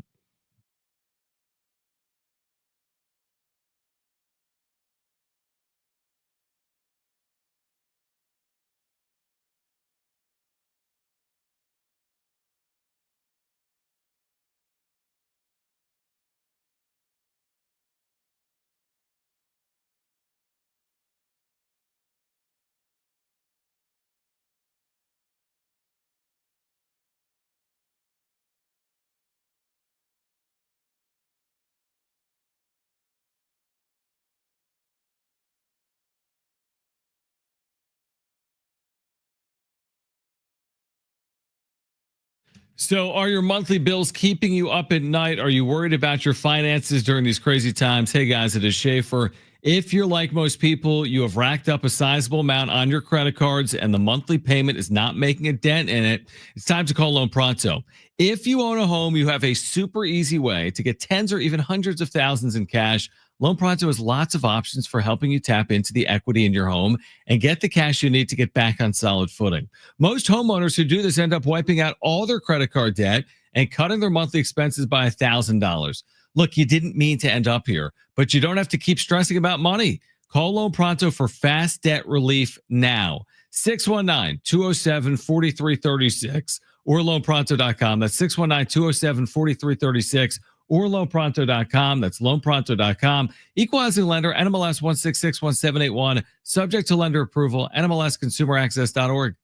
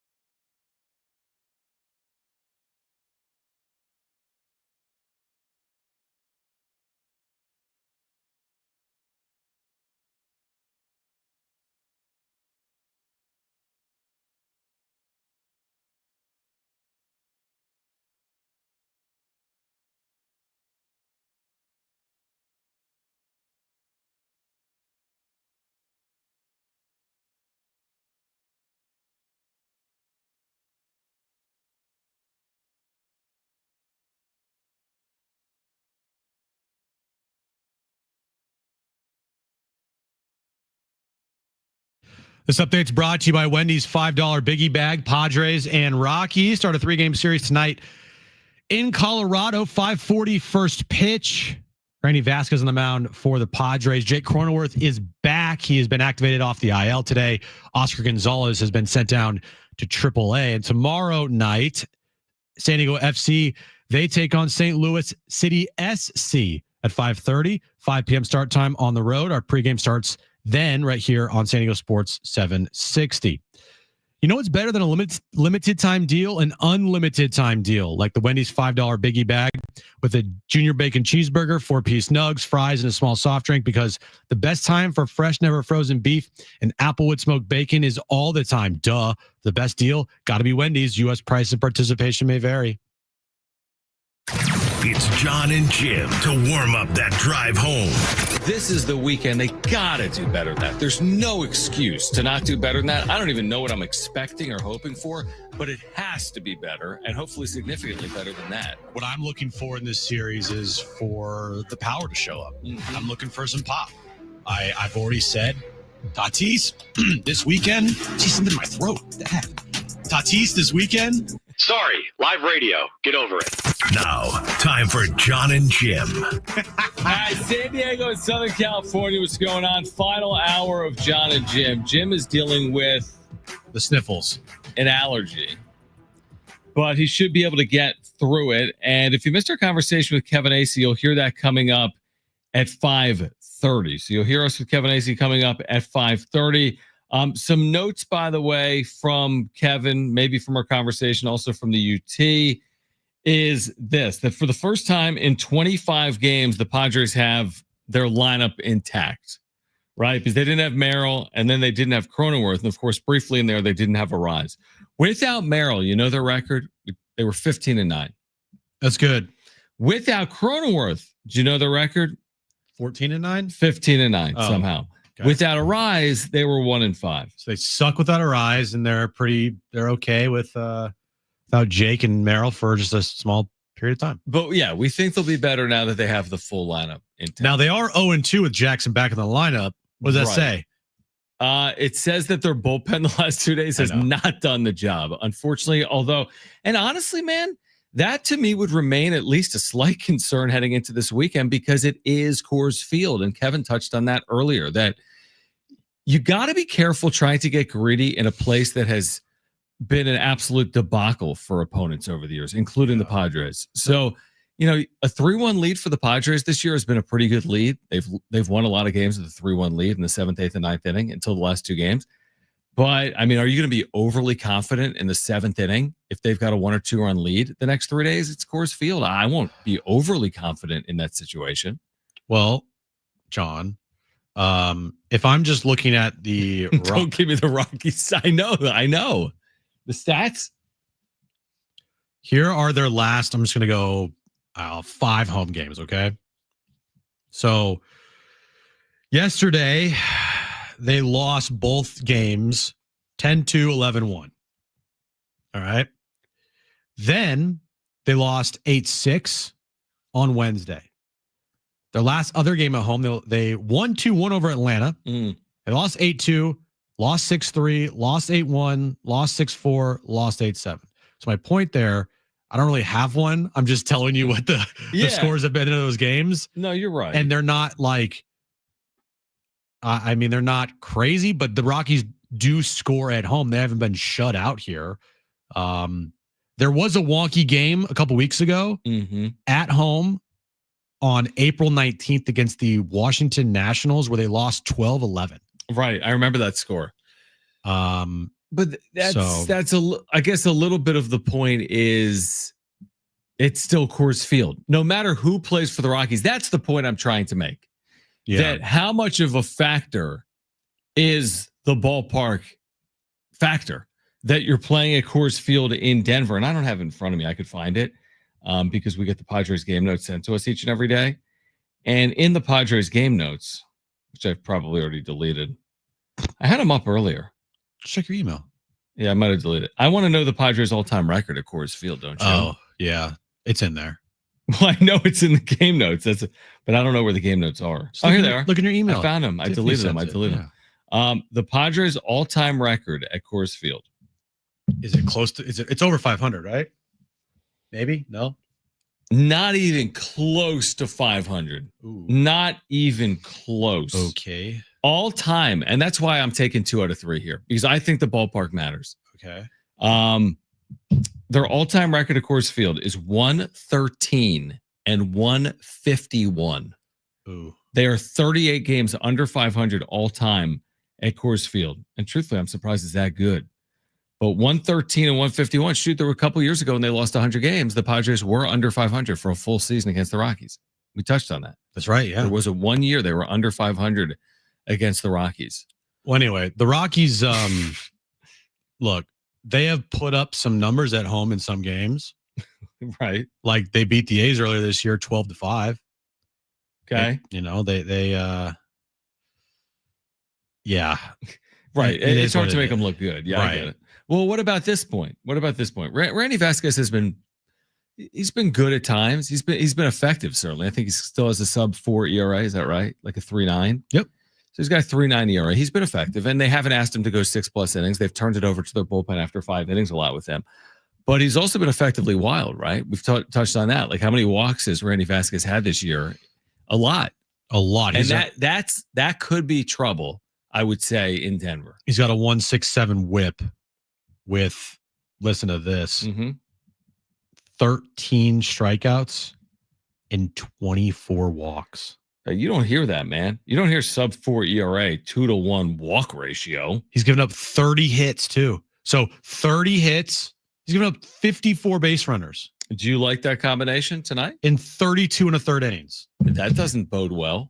No, it does not. Right. So that's the thing that I would say tonight, that you're in Denver, so not all the rules apply. Even though you're taking on a historically bad team, that's fair. I'm not trying to make excuses. I'm just saying go win 2 out of 3. And there were people in the chat earlier telling me, how could you say that? This team's pathetic. Like, come on, like have some standards. They have to sweep the series. I hope they sweep the series. It would be great to get home off a sweep. Kevin kind of went there, by the way, like to the point, almost to the sweep. Like they're so bad that he said at home you have to sweep them. Like I know, but on the road too. Like he's like, it's on the road, so it's at Coors Field. I'm not going to go there fully, but like any other circumstance when they're not at Coors Field, obviously, it's like. With this team this year, it's almost a sweep or bust. But we said the same thing, which is kind of like you got to respect the fact that it's Coors Field. Yeah, I get it. Right? He kind of made that point, and I'm telling you right now, Jim, if Randy Vasquez thinks he can go out there in 5 innings and issue 5 walks, and have a 2 whip tonight, then you're not gonna. It'll be, I don't know if it'll be a long night, but you better score some runs. Yes. Right. So that's my general synopsis of tonight. Is that yes, the Rockies, we watched them yesterday look anemic and pathetic against the Detroit Tigers in 2 games, and I'm sure they're beleaguered, man. I'm sure their bullpen had to work a good amount. Let's check. If they allowed 21 runs. I would assume that Buddy just made whoever out there wear it. Maybe. True. They didn't use like their A team for bullpen if they have one. No. So looking at yesterday, John. Yeah. In their doubleheader, let's go to game 1. All right. Their bullpen pitched 6 innings. Okay? 6 innings is a lot. Only two guys, pitchers. Right. So 2 guys, 6 innings. And then in game 2, you had a good start.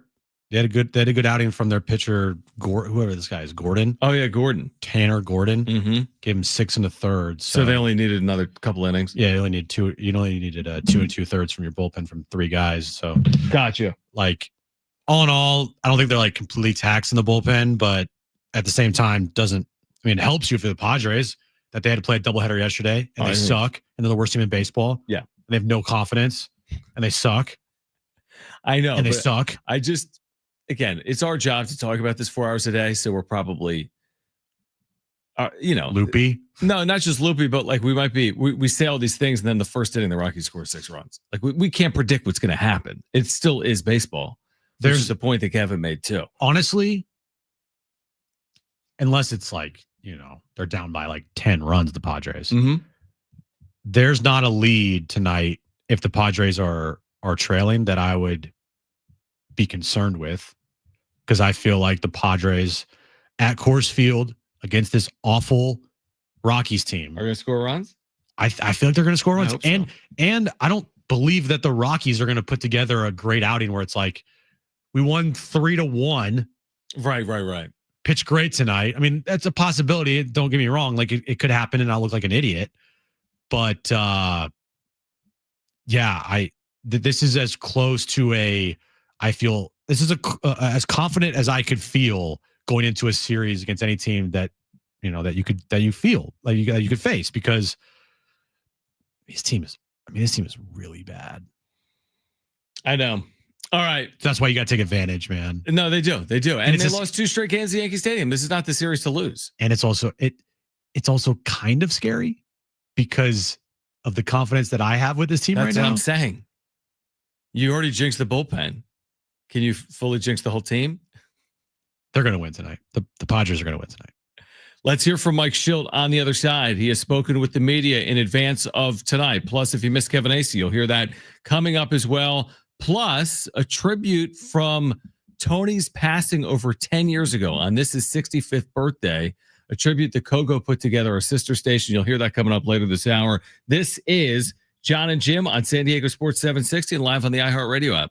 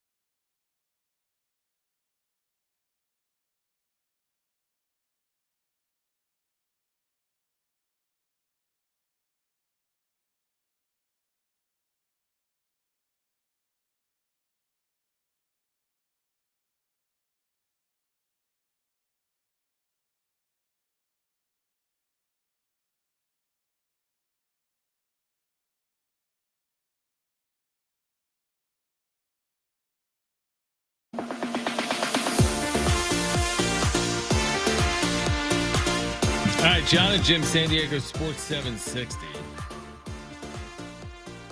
Padres and Rockies coming up in about 30 minutes. We don't need to share the audio necessarily, but Paul Skeens was asked about the firing of the Pirates manager.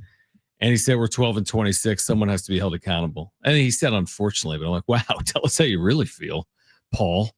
He's done, by the way. Yeah. Their richest deal. This was written the other day again, because it wasn't just us saying this. The richest deal in the history of the franchise is $39 million for a free agent. He's not a free agent. They gave Brian Reynolds, $100 million or 80 something? Like yeah. But there's no chance. There's no way he'll be there. Better keep those Paul Skeens cards that you got over there. No, I got them. They're in here. Now, do you have sleeves? No, I have nothing. On the way home, I need to go to like Cards USA, and I'm not going to on the way home. But you could look on Amazon and get some sleeves that could be delivered to your house like tomorrow morning. I know. Tonight. Yeah, I'm gonna do that. I'm seriously am. He's like, I'm serious now. Like, this is like gotten into like I'm in. You're in deep. Yeah, like I need to like. I'm already thinking about the generational wealth I'm going to leave to Jones from this card collection that doesn't yet exist. So are you gonna be able to deal with this? No, I mean, yeah. The question is, can Kristen be able to deal with it? Can I get that Honus Wagner for under 40K right now on Amazon? See, here's the thing. I feel like you are what's the word? Trying to go too big here. Like start small. Well, how do I start small? We bought a $17 pack, so I'm not too far in yet. And there were, I'm assuming, cards that could have been in there that are worth hundreds of dollars. I know this. So how would you suggest I start buying packs? Yeah, just like today packs, like the 2024s, the 2025s. Yes. Nothing. I don't need like 86 Fleer. No, what you need to do is you need to buy some packs, and if you want to buy some cards that are already graded, go for it. But you remember the feeling that you had at 3:00 today? Yeah. Just opening that packs. Adrenaline rush, just like sifting through all those cards, good, man. Not knowing what was next. Oh my god! And then you see a Paul Skeens card, and you start freaking out a little bit. It's not really worth a lot, but potentially could be worth a lot one day. No, I was into it. And then we see a couple cards where like, ooh. And Brent's looking it up, and he's like, "Is it a gold stamp or is it a silver stamp?" I do like that. And then you're like, "If it's a gold stamp, it's $100." I know. I'm all in. So, my advice: you want to come with me to the card show with Jones, me, you, and Jones? Maybe. When is his hand? When is it? May 24th and May 25th. Oh, that's not gonna fly with me because I'll be in Hawaii. Not if you forget your passport because your real ID is expired. Hey, honey, sorry, we can't go to Hawaii for this amazing trip we have planned. I've asked you this 100 times, but what is the exact date so I can mentally prepare? All right, hold on. I'm gone the week of the 26th. All of this 5 days? Every single day. Now, are you bringing the equipment to Hawaii? Let me answer that for you. Okay, so you're gone that week. Yeah. Okay. I'm going to go MIA that week. I don't blame you. Like full MIA. Go on a helicopter. Going on helicopters. Top of volcanoes. Getting massages. Are you getting a massage? I am, yeah. Look at you. We booked couples massage. Like a spa day at this like really nice resort. Is it a couples massage? No, it's not. Oh, you got to wait. Maybe it is. Yeah, you're in the same room. Aaron booked it. Although I don't know if I really do. I need to be in the same room where I'm not talking. You know what I mean? Like, it's not like hanging out and watching a movie together. Although you don't talk during a movie either. When was the last time you got a massage? A week ago. Seriously? Yeah, I get them all the time. Like you go to the massage parlor? Well, no, I don't. Like, as opposed to what? I mean, like, where do you go? Oh my god, I could tell you seriously. I could mention that. A few places. I mean, here's the thing. The problem with going to a resort, and a resort's amazing. Special massage parlor? No. Your traditional massage. Seriously. But here's the problem with going to a resort, and I've done that too, and I love it. Don't get me wrong. But it ain't cheap. I know. So you just go in like a shopping center, and I'm not going to like some shady place. Okay. You just go, like, if you're normally spending, I mean, just hear me out. If you spend like $150 on a massage, you can get a massage for like $90. Okay. Yeah, we did not spend $90 on this massage. I know you didn't, dude. I know. Well, you have the all-day spa pass or whatever. Yeah, it's not the all-day. Yeah, no, we have an all-day spa pass, and then there's like it's in a resort, mm-hmm. and it's overlooking the ocean, and we kind of splurged a little bit. What do you mean? Well, it is your honeymoon. I know it is. But I did not know that, Mike Usher. What? Can I talk about this on air or no? Wait, time out. Did anyone know this? No, I didn't know that Mike is a part owner of a massage spa in Oceanside. Wow. There's 2 of them. What? 2? What is happening? Serious? Wow. What are you talking about? I guess you found where you're going to go get your next massage. Oh, must be nice. Wow, they're all over. I didn't know that. Wow. What kind of pricing? You got any iHeart hookups? Any discounts? $60 for an hour? Oh, must be nice. I'll be there at 6:06. I'll be there at 6:05. I didn't know we're on that. our way. We'll talk about that. I want to hear more about that. So forget the honeymoon. Just go to Mike's Spa in Oceanside. Yeah, honey, we're going to stay in That's where you were Oceanside. married. I know. No, we were married in Oceanside. You're right. Yeah, I love it. You're like correcting me on where you were married. You were literally married there. I was thinking Carlsbad for a second, but it was Oceanside. You're right. So I wanted to play the Mike Schilt pregame, but I'm a little more enamored with your honeymoon. Okay. Well, you should splurge on your honeymoon. So you should do like a massage spa day. It's your honeymoon. Yeah. So you're going to do that. You're going to do the helicopter tour where you're like flying over like active volcanoes. Correct. Good luck. Why do you say good luck? I'm just not a helicopter guy. I just have never been. You're not an adventure guy. If there's anything that's like adventurous or like get your adrenaline pumping, you freak out. I mean, I'm a rides guy. I'll go on a roller coaster. I mean, not the craziest, like 85 loop coaster, maybe with the highest drop in American history, but I'll go on a roller coaster. Yeah. too. And before you get on the roller coaster, you were like, am I is this gonna die? Is this safe? I'm going to die. Yeah, I'm going to die. you're Oh my right. gosh, I'm going to die. You're right. Yeah, that's all. Like, Yeah, is this safe? Is this seatbelt I fastened tight enough? I was skiing like a month ago, or no, like 3 months ago in Jackson Hole, and I was like, if I go down here, will anyone ever find me? This was like remote skiing. So what's the word? Is that schizo? I'm not a schizo. I don't have schizophrenia. I'm like a hypochondriac. That's what. Yeah. That's like. What what's the word I'm looking for? I don't think a schizophrenic. Yeah, he's not hearing voices and stuff that aren't there. Yeah, I just have a fear of. Oh, it's a mental disorder. Yeah, no. Yeah, you don't have a mental disorder. Well, I do. Probably. You kind of do, but fear of what are you saying? Fear of what? I'll Google it. Fear of everything. Fear of everything. But I don't really have a fear of everything. That would be like you have whatever the paranoia. opposite of YOLO is. Or what was it? FOMO? Was it fear of missing out? You have the opposite of that. Yeah, I don't care about missing out on anything. Well, what's it called when you look at the lock on your home to make sure it's locked? You look more like OCD. Yeah, I have like that. Obsessive compulsive disorder. I'll make sure the burner is off on the stove before I go to bed. Do you have to like knock on doors 3 times for you to go in them? But I could see Jim probably just passes out and like the doors are like open. Dog like runs out the door. Like, did you worry about any of that stuff? Like doors being open or locked? No, I forget. Exactly. Schizophrenia is a mental disorder characterized by significant alterations in perception, thoughts, mood, and behavior. Symptoms are described in terms of positive, negative, and cognitive symptoms.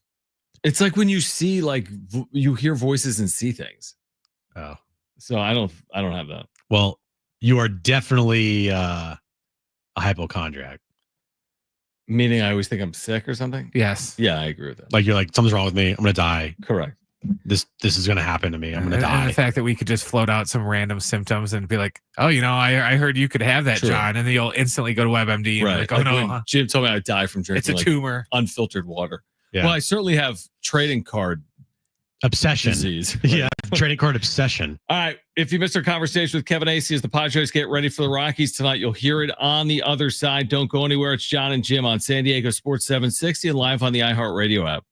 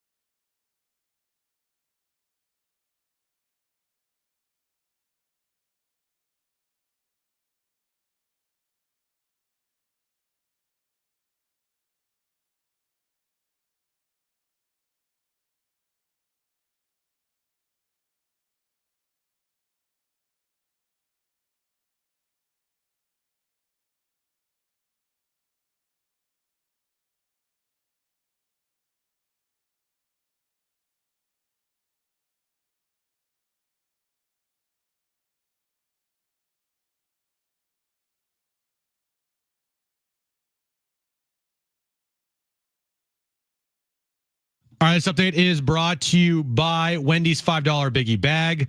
We'll start with the Padres. They take on the Rockies tonight, 5:40 first pitch. Randy Vasquez on the mound for the Padres. Jake Cronenworth is back in the lineup today.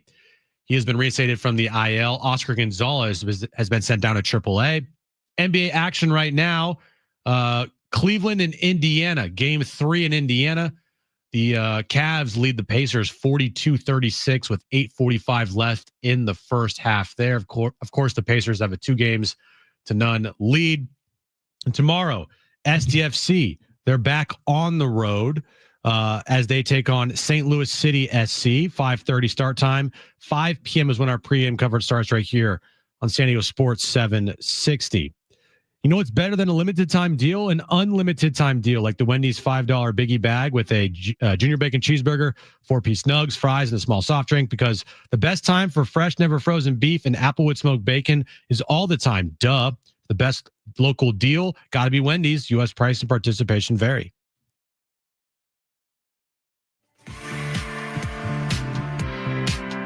All right, Jon and Jim, San Diego Sports 760. A really unique tribute from Kogo you're going to hear coming up as opposed to Jim's back page. This is from when Tony passed over a decade ago. This would be Tony Gwynn's 65th birthday. Stay tuned for that. We'll have it for you later in the hour. But we caught up with Kevin Acee as the Padres get ready for the Rockies here tonight. And we started the conversation talking about the health of Jake Cronenworth. Is he fully healthy, fully healed heading into tonight? No, it was always going to be that it wasn't 100% healed. It was a matter of how much pain would he be in and then the pain tolerance. And he says he's not in any pain. He started to hit and do all that stuff except sliding and diving. He just did that in the last few days. He was starting to do almost everything while still experiencing some discomfort. But you couldn't really get too physical. Then you're, risking re-injuring it. But now it is healed enough, basically. And that's generally, like, baseball players come back all the time at, 90% healed or of the bone or whatever, which is, for the rest of us, totally healed. Right. The bones, generally, especially some people, heal fairly fast. It just needed to be to a point where the only thing that can re-injure it now is him getting hit there again. And he's wearing padding, extra padding there. Got it. Okay. So, Kevin, going back to Wednesday, it's kind of funny. We're talking to you before Wednesday's game about Dylan Cease, and he goes out there and puts together easily his best start of the year. But then he leaves the game because his forearm tightened up. Any update there? I know you wrote in your game story that night that you've passed all the tests with flying colors, but still got to check on him, make sure he's okay. Any update there on Dylan? Just talked to him, just watched him do throwing. Clearly, it was something that they were watching because it was an athletic trainer that was playing catch with him. I think actually it was their physical therapist, Scott Hacker. And then Mark Rogo, their head athletic trainer, was watching. But he did his full throwing, day 2, which is 2 days after his start. He did his full throwing and afterwards said that he's totally fine. So I guess that's where we're at. All right. So we'll make his next start, hopefully. I guess that would be next week against the Angels. Next Tuesday, I believe. I think that, maybe next Tuesday at home against the Angels. Kevin Acee is our Padres insider. You've been reporting as well on Yu Darvish. We ask you all the time, but I think you wrote in the UT, he could rehab as soon as Tuesday, and they could get him back this month. What would that look like? Maybe 2-3-ish rehab starts, and then he could appear within the next 3-ish weeks in the major leagues without a setback?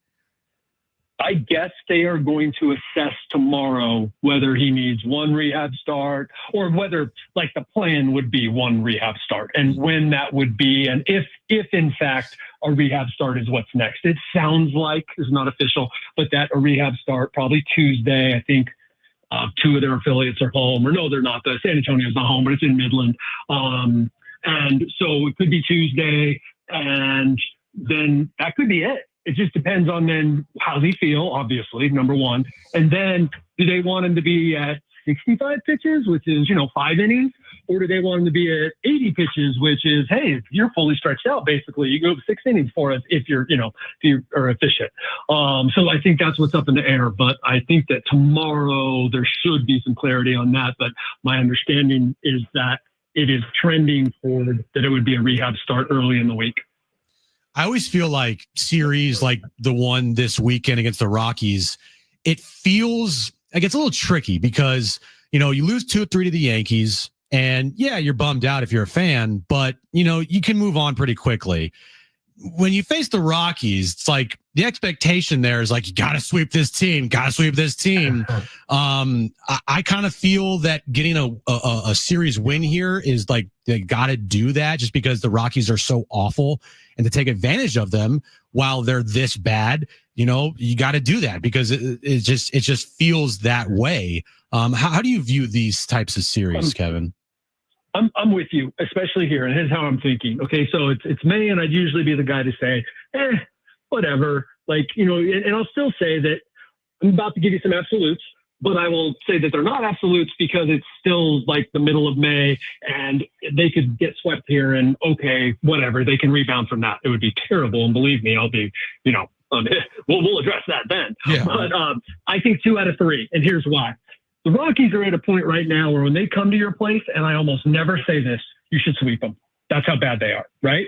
Yeah. But you're playing at Coors Field, and Coors Field can rise up and bite you.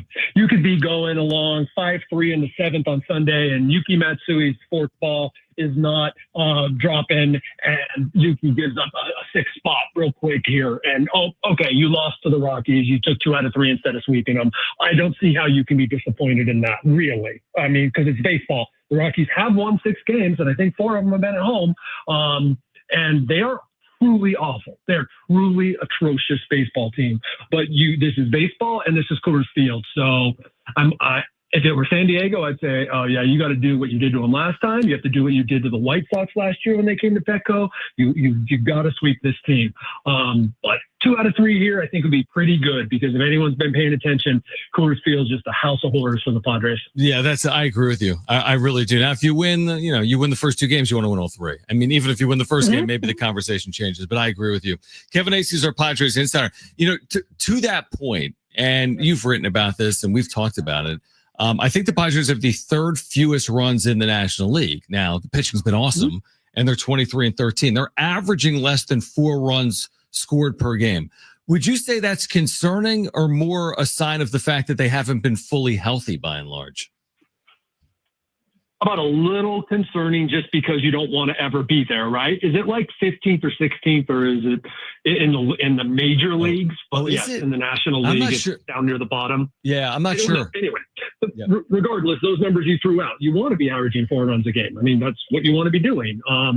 But they are finding ways to win. They are 23-13. They did miss 24 games. Jackson Merrill out 24. Jay Cronenworth out 24. Luis Arraez out 6.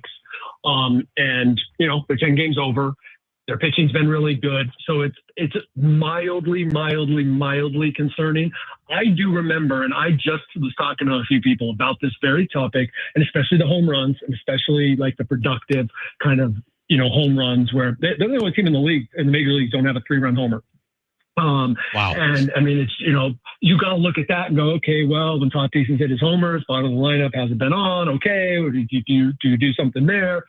But you got to go with the absences. And I do remember at one point early last year, and I remember places better than dates. I think I was in Arizona, so that would have put us at the beginning of May.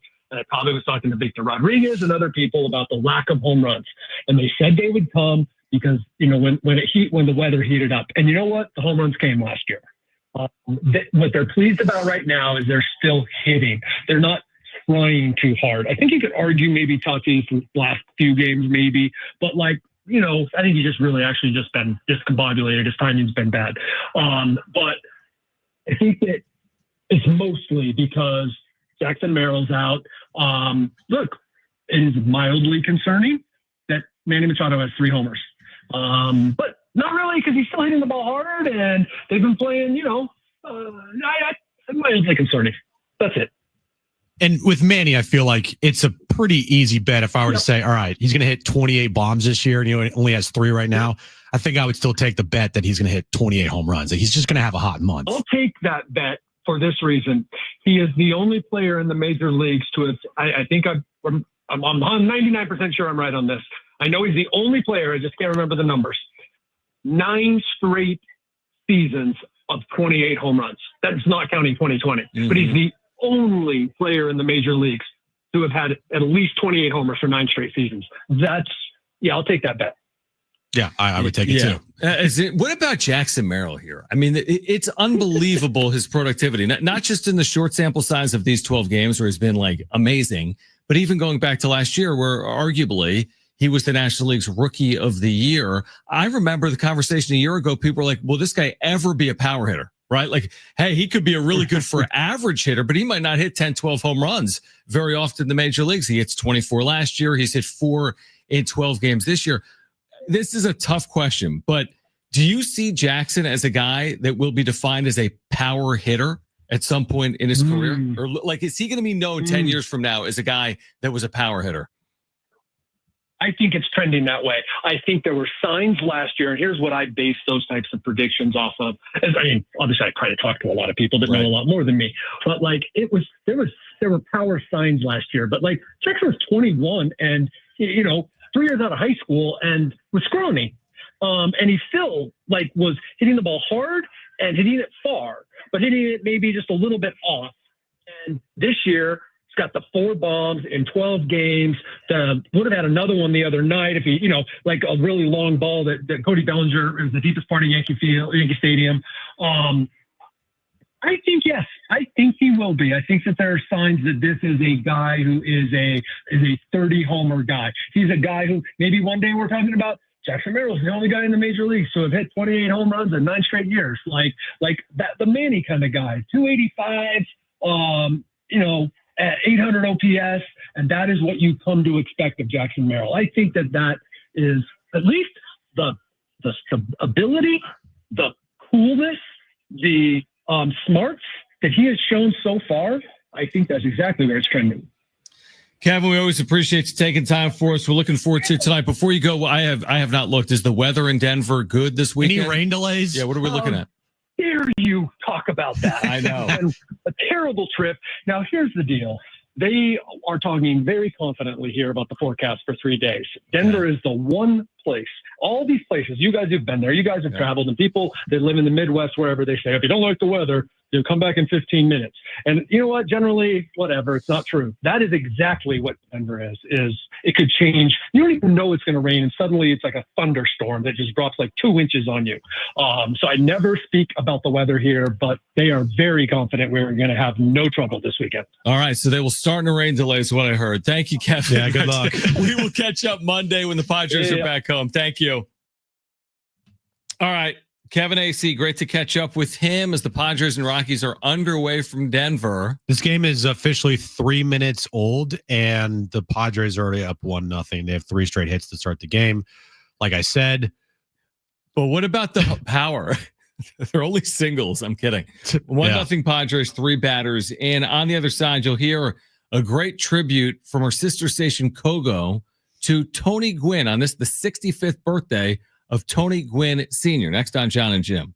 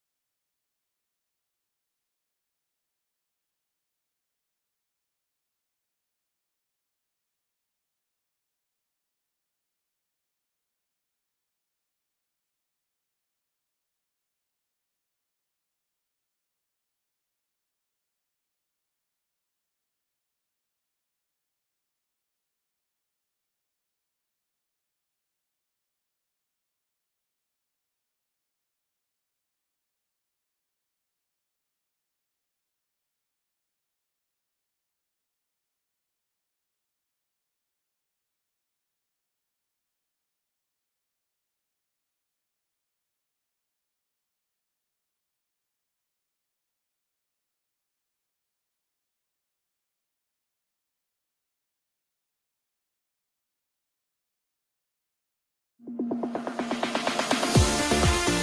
right, final time on Jon and Jim. On this, the 65th birthday of Tony Gwynn. Now, I haven't heard this. This is from Kogo, Jim, in 2014. News Radio 600 Kogo. Kevin Finnerty, Cliff Albert, doing a memorial piece on Tony after he passed. All right, so this would be his 65th birthday. This is what initially aired back in 2014 from Kevin Finnerty and Cliff Albert on our sister station. And he was Mr. San Diego. He was Mr. Padre. He embodied the San Diego Padres organization. He could relate to everybody that walked through this turnstiles to go see him play. You felt like you knew Tony, and you really didn't have a hard time rooting for someone like that.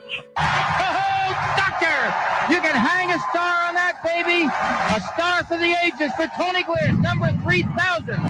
Tony was great with the fans. He was great with the media. He was great with his teammates. He was great as a friend. He was a pleasure to work with in the booth. He always gave time to people, always signed an autograph. And to me, that's when I think of Tony, that's the way I'm going to think of him. He was the whole package. He was just a better hitter than almost everybody who's ever lived. And he took it seriously. He loved it. And that joy kind of permeated through everything that he did. And I don't know anybody that didn't know Tony that doesn't consider themselves a little better person for it. I'd like to thank my mom and dad for raising me the right way. And to my wife, Alicia, there is no way that I'm standing here being the player that I've been without a partner. I'll tell you this, guys. When we went on a 7-day road trip or a 6-day road trip, he missed San Diego the day we left, and he was a homebody and wanted to always be back at home. And for anyone that probably played in that same uniform, you realized the importance of him playing in one uniform. Tony, how would you like to be remembered by this community, by your family, by your friends? This is a hard-working guy who's, pretty honest and had a lot of fun doing what he did. I think in my case, I'd probably be remembered as a hitter, as a guy with a bat in my hand. But more than that, I just want, people to respect what I've been able to do, how I've been able to go about doing it.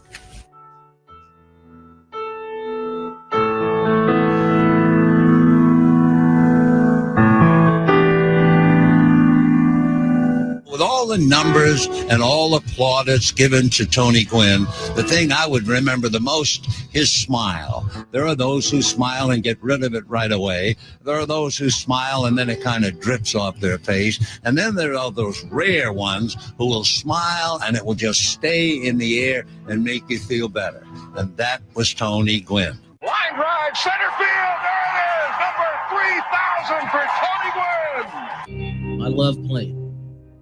I love being out there. I love the challenge. And as long as that's there and physically I'm able to go out there, I want to keep playing. My father said, if you work hard, good things will happen. Boy, oh boy, he was absolutely right. I worked hard in the game because I had to. I wasn't talented enough to just get by on a billing. I really had to work at it. I had to do the video stuff. I had to extra hit. I had to kind of go about my business. For me, Steve Garvey was great because he gave me good advice. He gave me the kind of advice that a young player could take and then try to run with it. And so I did. I played for one organization, the San Diego Padres, and I only know one way. That's the Padre way. All right, I wore brown. I wore the brown and gold. I wore the blue and orange. I'm proud as heck to be a San Diego Padre. You can't live on what you've done yesterday. You have to go out and prove yourself every day. It's been quite a ride. It's been a lot of fun.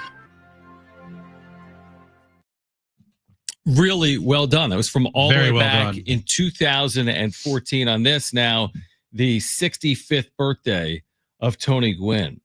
While we were listening to that, this just came across our social media feeds. The Padres have made a trade. They made a trade during a game. Now, it's not an overly significant one, but Connor Joe has been traded. He doesn't have a spot, obviously, so he was in AAA. They've traded Connor Joe for a right-handed pitcher in the Cincinnati Reds organization by the name of Andrew Moore, who was pitching in Double-A Chattanooga this year, and in 6 games, 8 2/3 innings, had a 4.15 ERA and only threw an 8 2/3 innings. So Andrew Moore, right-handed reliever in Double-A, 25 years of age, for Connor Joe, the veteran utility man to Cincinnati. What was your favorite Connor Joe moment with the Padres? Did he have a hit? I don't think he did. Did he do anything? He signed. He might have walked. He might have walked. Maybe the walk. I think my favorite moment was the walk, if he did that. But now I want to look it up. I don't think he had a hit. I don't think so either. Remember when I spent an entire show on Connor Joe because you were gone? Yeah. Dude, 0 for 9. Oh. Now he walked.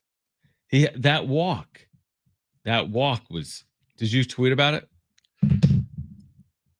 I spent an entire show, 4 stupid hours on Connor Joe for him to get traded and do absolutely nothing with the Padres. A random game. Like, what is going on? Again, it won't even come to my mind tomorrow morning. It won't even come to my mind in 5 minutes from now. Will you ever still know who Connor Joe was traded for? If I asked you 5 years from now, who was Connor Joe traded for? Is there any chance you would have any clue? No shot. Will we even remember the Connor Joe was traded? No shot in hell. San Diegan. Yeah, I know. That was like the big talking point. Draw. Everyone's like, oh, he's a San Diegan. I like him. He could do some stuff. Yeah. He didn't get any time in the big leagues. He had like 5 at-bats, if that. 1 walk. Did absolutely nothing for this team. He hit. He put 133 games in the big leagues 2 years ago. There was a time this offseason where like, oh, there's your left fielder. Joe. Yeah. Now, again, it was with the teams he played with were Colorado and Pittsburgh, right? So he never really got playing time for anyone that's been good. But Connor Joe, just like that. Wow. Can you believe it? In the final moment, we just did 20 hours of radio this week. They just slide that in there, right? In the midst of a game, Connor Joe has been traded. Right in the midst of the Padres potentially having a big first inning, all for it to be ruined by a Xander Bogaerts double play. Yeah, they loaded the bases and had a run in with no one out. Single.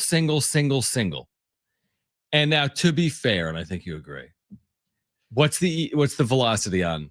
I don't know. Look it up. Velocity. I don't know. I'm not going to look it up. But yes, was it a rocket to the first baseman? Ball. Was it hit right at somebody? Yes, it was. But still smoked. Still double play in the box where my that thing was hammered. I don't know if I've ever seen a ball hit harder. I don't think so. I bet you it's under 95 miles off the bat. Under 95? No, just 95 or under. No, I'll take the over. We'll look it up. Okay. At the break, you mean the end of the show? Yeah, I'll look that up. All right, good show. Good show. Good week. How are you feeling? I'm ready to go home and sneeze my way to sleep. You're going to need to do that. It's not great right now. I need to leave. Okay. Well, you can do that. Okay. You can do that. That'll do it for our show here today and this week. We're back Monday at 2 p.m. Are you going to be okay for the wrap-up show? Who knows? You'll figure it out. You don't have to do anything. Just sit there. Go buy more cards. I'm going to. All right. Jim's going to go get allergy medication. If you missed anything today, sportssd.com, iHeartRadio app, iTunes, TuneIn Radio, Spotify. We'll be back on Monday at 2, looking ahead to the Angels-Padres series and recapping this weekend as well. For Brent and Jim, I'm John, SDFC this weekend, but keep it here. San Diego Sports 760. Okay.